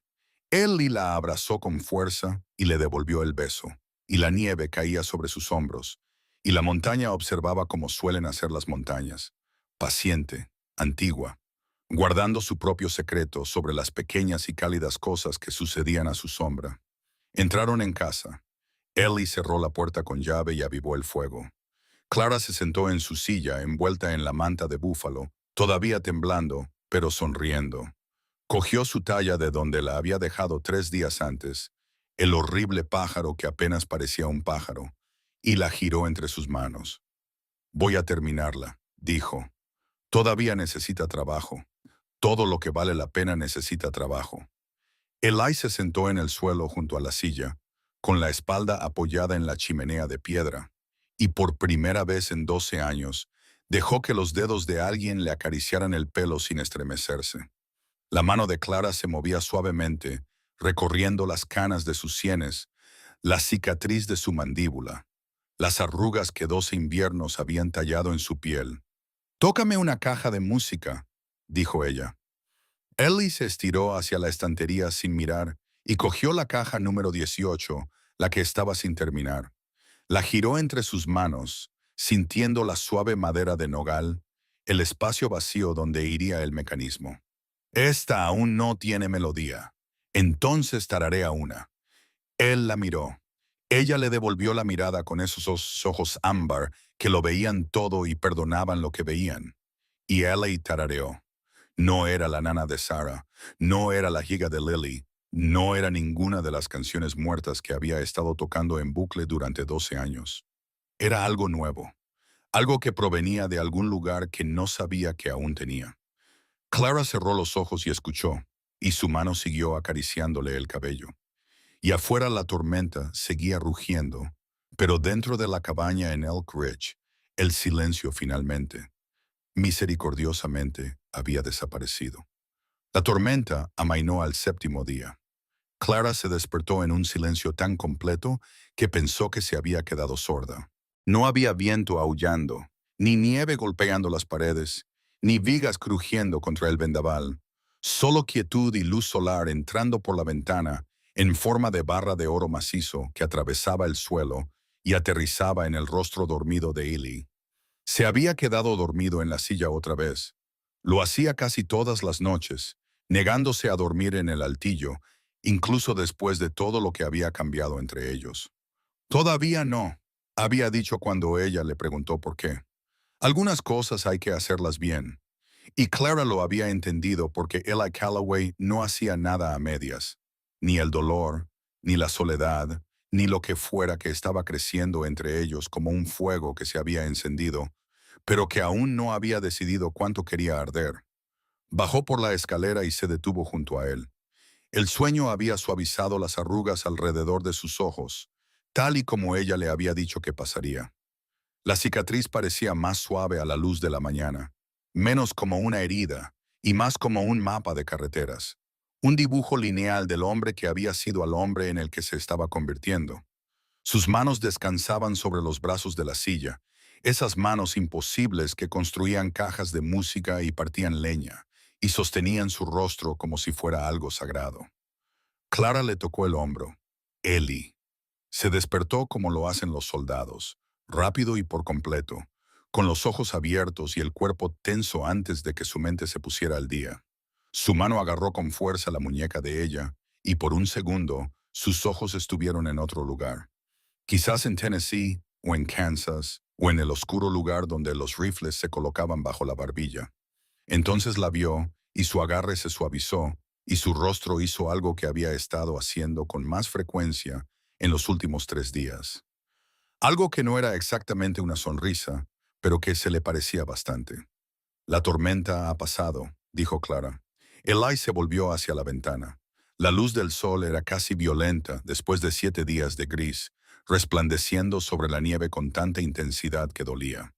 Se levantó y abrió la puerta de la cabaña, y juntos contemplaron un mundo renovado en blanco. Todos los árboles se inclinaban bajo el peso del cristal. Todas las rocas llevaban una corona blanca. El cielo se extendía azul y sin fondo, como si la tormenta lo hubiera limpiado hasta dejar al descubierto su color original. Precioso, susurró Clara. Letal, dijo Eli. El sol sobre la nieve así te dejará ciego en 1 hora, y los ventisqueros cubrirán Surgeon's Head en los pasos. ¿Cuánto tiempo pasará hasta que la carretera esté lo suficientemente despejada como para llegar a Elk Crossing? 2 días, quizá 3 si la temperatura baja esta noche y congela la capa superior. Clara asintió. La pregunta que no había formulado quedaba entre ellos, cada vez más presente con cada segundo que pasaba. Era la misma pregunta que había estado ahí desde el primer beso, desde la retirada de Harlow, desde que Ellie tarareó una nueva melodía para una caja de música sin terminar, la pregunta de qué pasaría cuando la tormenta no estuviera allí para tomar la decisión por ellos. Tengo que enviar una carta a mis hermanas, dijo Clara con cautela. Margaret y Jane necesitan saber que estoy viva, y necesitan saber lo de Theodore. Iremos a Elk Crossing. La oficina de correos de Ned se encargará de ello. Y después de eso Eli la miró. La luz de la mañana captaba todos los matices de gris de sus ojos, y Clara vio la guerra que se libraba detrás de ellos. La atracción de 12 años de soledad contra 3 días de algo que había derribado todos los muros que él había construido. Después de eso, dijo lentamente, depende de ti, de mí. Viniste al oeste por una razón, Clara. San Francisco, tu tía, una nueva vida. No voy a ser el hombre que se interponga entre tú y eso. No seré otra jaula, por muy bonita que sea la montaña. ¿Eso es lo que piensas? ¿Que quedarme aquí sería una jaula? Creo que has pasado toda tu vida dejando que los hombres decidan por ti. Tu padre, tu padrastro, Harlow. Yo no voy a sumarme a esa lista. Clara sintió que algo se alzaba en su pecho, algo demasiado grande para la cabaña, demasiado grande para la montaña, casi demasiado grande para expresarlo con palabras. Este hombre obstinado, destrozado y hermoso, acababa de ofrecerle lo único que ningún hombre en su vida le había ofrecido jamás. Una elección real, sin condiciones, sin contratos y sin deudas. Y si elijo quedarme, entonces tú te quedas y decidimos el resto juntos. Y si elijo irme, algo se reflejó en su rostro. Dolor, rápido y agudo, como una cuchilla que se desliza sobre la piel. Pero él no apartó la mirada. Entonces ensillé a Surgeon. Te llevaré a Elk Crossing. Te subiré a una diligencia que te lleve a donde quiera que vayas y volveré a esta montaña. Y no me pondré un rifle bajo la barbilla porque me hiciste prometer que no lo haría y yo cumplo mis promesas. Yo no te hice prometer eso. Fuiste tú. Solo que no lo dijiste con palabras. Clara le tomó la mano. Sus dedos se cerraron alrededor de los de ella con la fuerza cautelosa de un hombre que sostiene algo que teme romper. Me quedo, dijo ella. Clara, me quedo. No porque la tormenta me obligue, no porque no tenga otro lugar a donde ir, no porque necesite a un hombre que me proteja de Theodore Harlow o de cualquier otra persona. Me quedo porque hace 3 días tarareaste una melodía para la que no tenías letra, y quiero estar aquí cuando la encuentres. Eli apretó la mandíbula. Miró al techo, al agujero tapado donde una bala había atravesado la pared 7 días atrás, y Clara lo observó librar la misma batalla que había estado librando desde que ella irrumpió en su vida. El terror de esperar, la imposibilidad de no esperar, el agotador, hermoso y necesario riesgo de permitir que otra persona te importe. No soy fácil de llevar, dijo. Sé que hablas con tu caballo. Tengo pesadillas, lo sé. Te oigo, te volveré loca.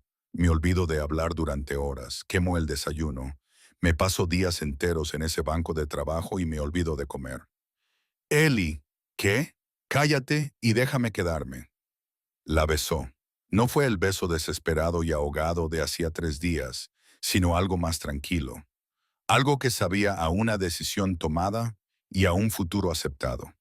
Y al aterrador y emocionante primer paso hacia una vida que ninguno de los dos había planeado. 2 días después cabalgaron hasta Elk Crossing, montados en sargento, porque la montaña solo tenía un caballo y Ellie se negó a dejar que Clara cruzara los pasos a pie. Ella se sentó delante de él, con los brazos de él alrededor de ella, sujetando la rienda, con la espalda apoyada contra su pecho. Ninguno de los dos habló mucho. No era necesario. El silencio entre ellos había pasado de ser vacío a estar lleno. El tipo de silencio que comparten las personas que han dicho las cosas importantes y pueden permitirse estar calladas. Elk Crossing apareció tras una curva del camino. Un grupo de edificios apiñados en un valle como un puñado de dados lanzados contra las montañas. El humo salía de las chimeneas. Un perro ladraba en algún lugar. La normalidad, tras 7 días de aislamiento, impactó a Clara como salir de una habitación oscura a la luz del día. Nettie Rollins estaba detrás del mostrador de su tienda, una mujer delgada con el pelo gris acero y unos ojos que no se les escapaba nada. Vio a Ellie entrar por la puerta con una mujer y no dijo nada durante 10 segundos, lo que para Nettie era equivalente a una ovación. Bueno, dijo Nettie finalmente, que me parta un rayo. Nettie, esta es Clara Mercer. Ya veo quién es. La pregunta es por qué lleva el abrigo de Sarah y tú tienes una expresión que no veía en tu rostro desde hacía 12 años. Es una larga historia. Tengo café. Se sentaron en la trastienda de Nettie y le contaron todo. La diligencia, el rescate, Harlow y sus pistoleros. Clara habló y Eli completó los detalles. Y Nettie escuchó con la intensidad concentrada de una mujer que había sobrevivido 30 años en la frontera y sabía exactamente cuántos problemas podían causar 3 jinetes armados. El tendero ha hablado, dijo Nettie cuando terminaron. Billy Akins, yo me ocuparé de él. En cuanto a vuestro juez, paró aquí de camino de vuelta, compró provisiones, hizo preguntas, profirió amenazas. Le dije que nunca había visto a una mujer en esta montaña y me llamó mentirosa y le dije que podía tener su opinión, pero que no era bienvenido en mi tienda. Volverá, dijo Clara. Quizá sí, quizá no. Nettie sirvió más café. Envié una carta al alguacil territorial de Denver el día que esos 3 pasaron por aquí. Le dije que un juez de Pensilvania andaba por Colorado con pistoleros a sueldo y órdenes judiciales que parecían falsas. El alguacil Teague es un hombre justo. Investigará. ¿Hiciste eso sin saber lo que había pasado? Preguntó Clara. No necesitaba saber qué había pasado. Conozco a Eli. No ha comprado suministros adicionales en 12 años. Lo que fuera que lo llevó a mi tienda en medio de una tormenta de nieve merecía mi atención. Nettie miró a Ellie con algo complicado en los ojos. Además, llevaba 12 años esperando a que este tonto recordara que estaba vivo. No iba a permitir que un dandy del este lo echara por tierra. Clara escribió 2 cartas esa tarde. La primera a su hermana Margaret, explicándole todo.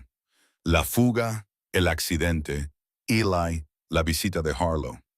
La escribió sentada en la barra de Needy y Eli se sentó a su lado, sin leer por encima de su hombro, pero lo suficientemente cerca como para que su brazo rozara el de ella.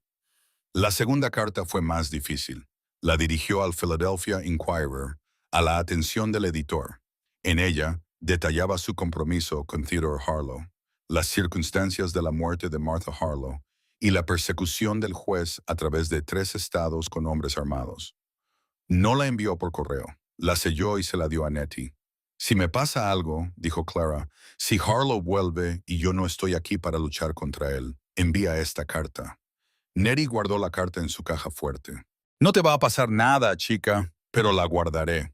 Se quedaron en Elk Crossing durante 3 días. Clara conoció al sheriff Tom Mackey, un hombre tranquilo con un bigote largo, que escuchó su historia, la escribió con letra cuidadosa y prometió presentar un informe a las autoridades territoriales. Conoció al doctor Morrison, que le examinó las costillas y determinó que estaban magulladas, pero en proceso de curación. Conoció a la señora Grady en la pensión, al reverendo Phillips en la pequeña iglesia, a Tommy Parker, que regentaba la caballeriza, y a otra docena de personas que miraban a Eli con evidente sorpresa porque hablaba con ellos y se mantenía cerca de una mujer, y de vez en cuando emitía un sonido que casi parecía una risa. «Nos están mirando», le dijo Clara a Eli fuera de la tienda. «Déjalos. Todo el pueblo va a hablar de nosotros. Todo el pueblo lleva 12 años hablando de mí. Más vale darles algo bueno de lo que hablar». Al tercer día, Eli hizo algo que sorprendió a todos, incluido él mismo. Entró en la pequeña iglesia, donde el reverendo Phillips estaba barriendo el suelo, y se quedó en la puerta durante un buen rato. Y el reverendo tuvo el buen sentido de no hablar primero. «Tengo que hacer algo bien», dijo Eli, «y necesito un testigo».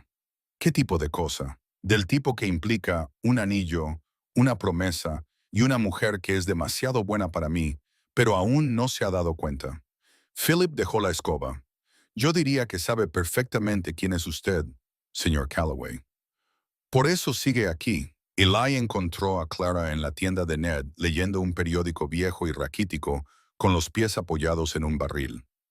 Ella levantó la vista cuando él entró y algo en su rostro la hizo dejar el periódico. «¿Qué pasa?» «Nada». Se quitó el sombrero, algo que solo hacía en interiores y solo cuando era importante. «Necesito preguntarte algo, y lo voy a hacer mal porque no he hecho nada parecido en 14 años. Y tampoco se me daba bien entonces tampoco». De repente Nettie se interesó mucho en reorganizar las latas de la estantería del fondo. «Clara Mercer». La voz de Eli era firme, pero sus manos no, y lo solucionó cogiendo las dos de ella. «Tengo una cabaña con un agujero en el techo y 17 cajas de música y un caballo al que no le gustan los extraños. No puedo ofrecerte Filadelfia ni San Francisco ni nada que se parezca a la vida para la que naciste. Lo que puedo ofrecerte es una montaña que te pondrá a prueba cada día, un hombre que todavía está aprendiendo a sentir sin romperse, y la promesa de que, sea cual sea el tiempo que tengamos, ya sean 50 años o 5 minutos, nunca te trataré como si fueras de mi propiedad. Eli, no he terminado». Él le apretó las manos. «Sé que no soy lo que tú habías planeado. Sé que estoy marcado y soy terco, y que hablo más con mi caballo que con la gente. Sé que tengo más fantasmas de los que cualquier hombre tiene derecho a cargar. Pero una vez me dijiste que buscabas algo por lo que valiera la pena detenerse, y te pido que te quedes aquí conmigo». Clara estaba llorando. No eran los sollozos entrecortados de la primera noche, ni las lágrimas ahogadas en el desván. Eran lágrimas limpias, de las que brotan de lo más profundo y lo limpian todo a su paso. «¿Es eso una propuesta?», preguntó ella. «Si lo es, debes decir que sí. Es una propuesta terrible. Ni siquiera te has arrodillado. Me dispararon en la rodilla en Shiloh. No me arrodillo ante nadie, ni siquiera ante ti». Clara se rió entre lágrimas. «Sí, sí, sí, hombre imposible, terco y hermoso. Sí». Al otro lado de la tienda, Nettie se sonó la nariz con el delantal y murmuró algo sobre alergias. Se casaron a la mañana siguiente en la iglesia de Elk Crossing. Clara llevaba un vestido azul que Nettie había planchado y arreglado durante la noche, trabajando a la luz de una lámpara con unas manos que habían cosido de todo, desde mantas de montar hasta vestidos de novia, durante 30 años en la frontera. Ellie llevaba su única camisa limpia y se había recortado la barba lo suficiente como para que se viera claramente la cicatriz de la mandíbula, lo que a Clara le encantaba porque significaba que ya no se escondía. El sheriff Mackey fue el testigo. Nettie fue la testigo y la madre de la novia, además de la directora general del evento, dirigiendo a todos con la misma autoridad con la que dirigía la oficina de correos. El doctor Morrison vino, y los Grady y Tommy Parker, y la mitad del pueblo, además de todos ellos, se apiñaron en la pequeña iglesia para ver al fantasma de Elk Ridge casarse con una mujer de Filadelfia que había irrumpido en su vida en la peor noche de su año y que resultó ser lo mejor de su década.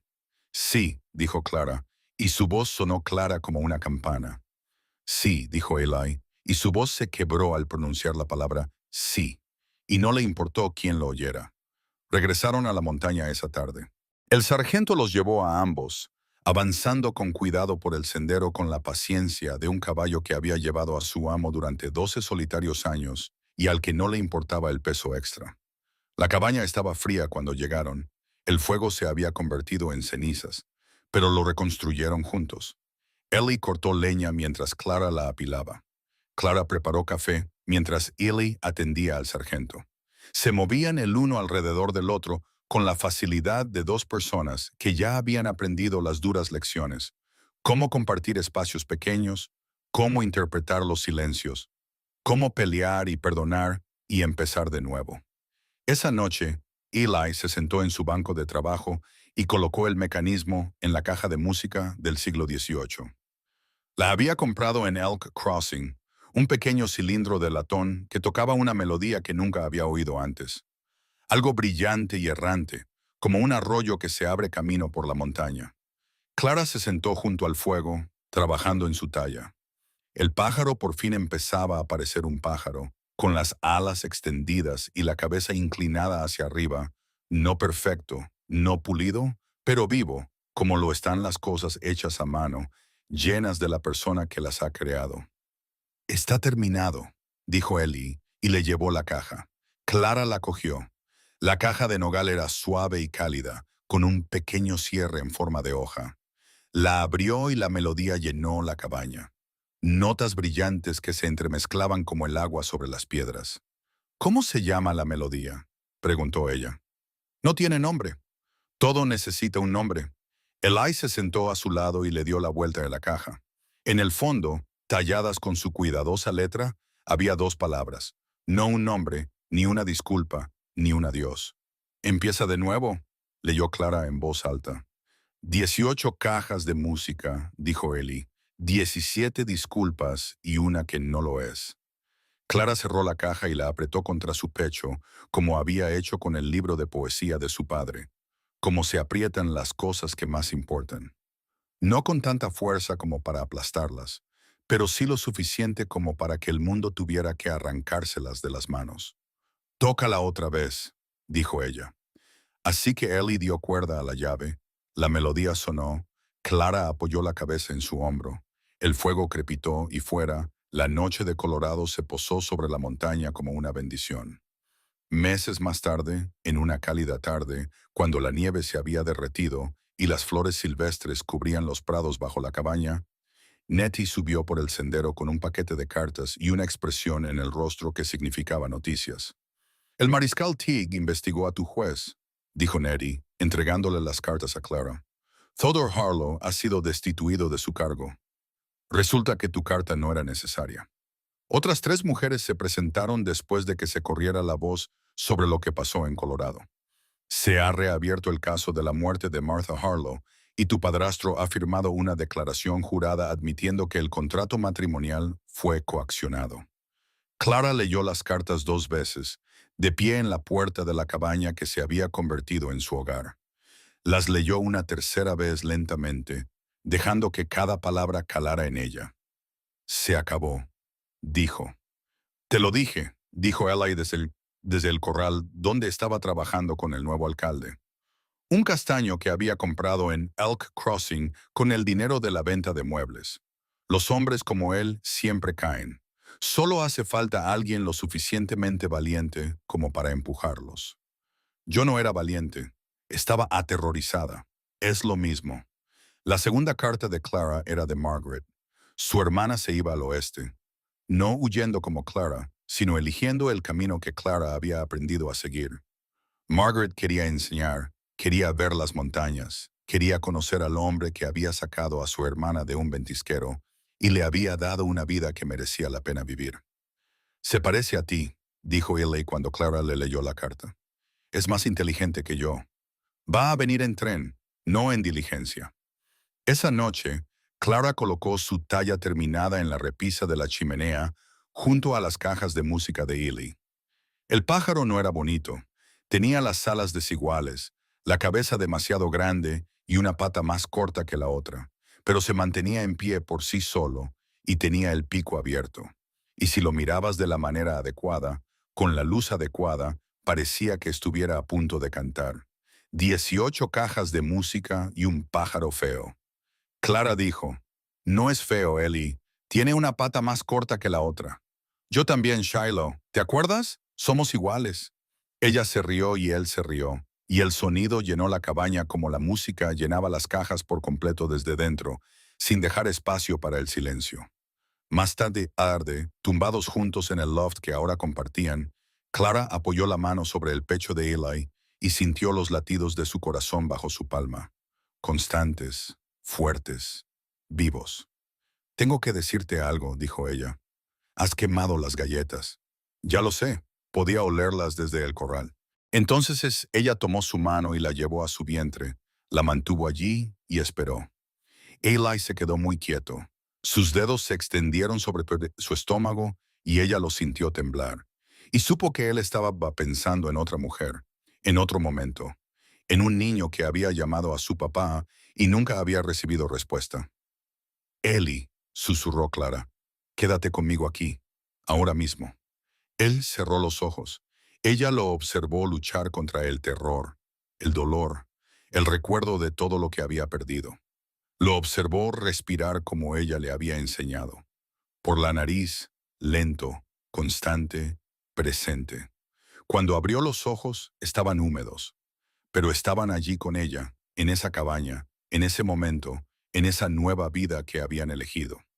Tengo miedo, dijo él. Lo sé. Yo también tengo miedo y estoy feliz.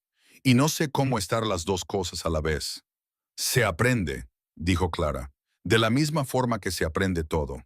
Empiezas con dificultades, sigues adelante y al final empieza a aparecer lo que se supone que debe ser.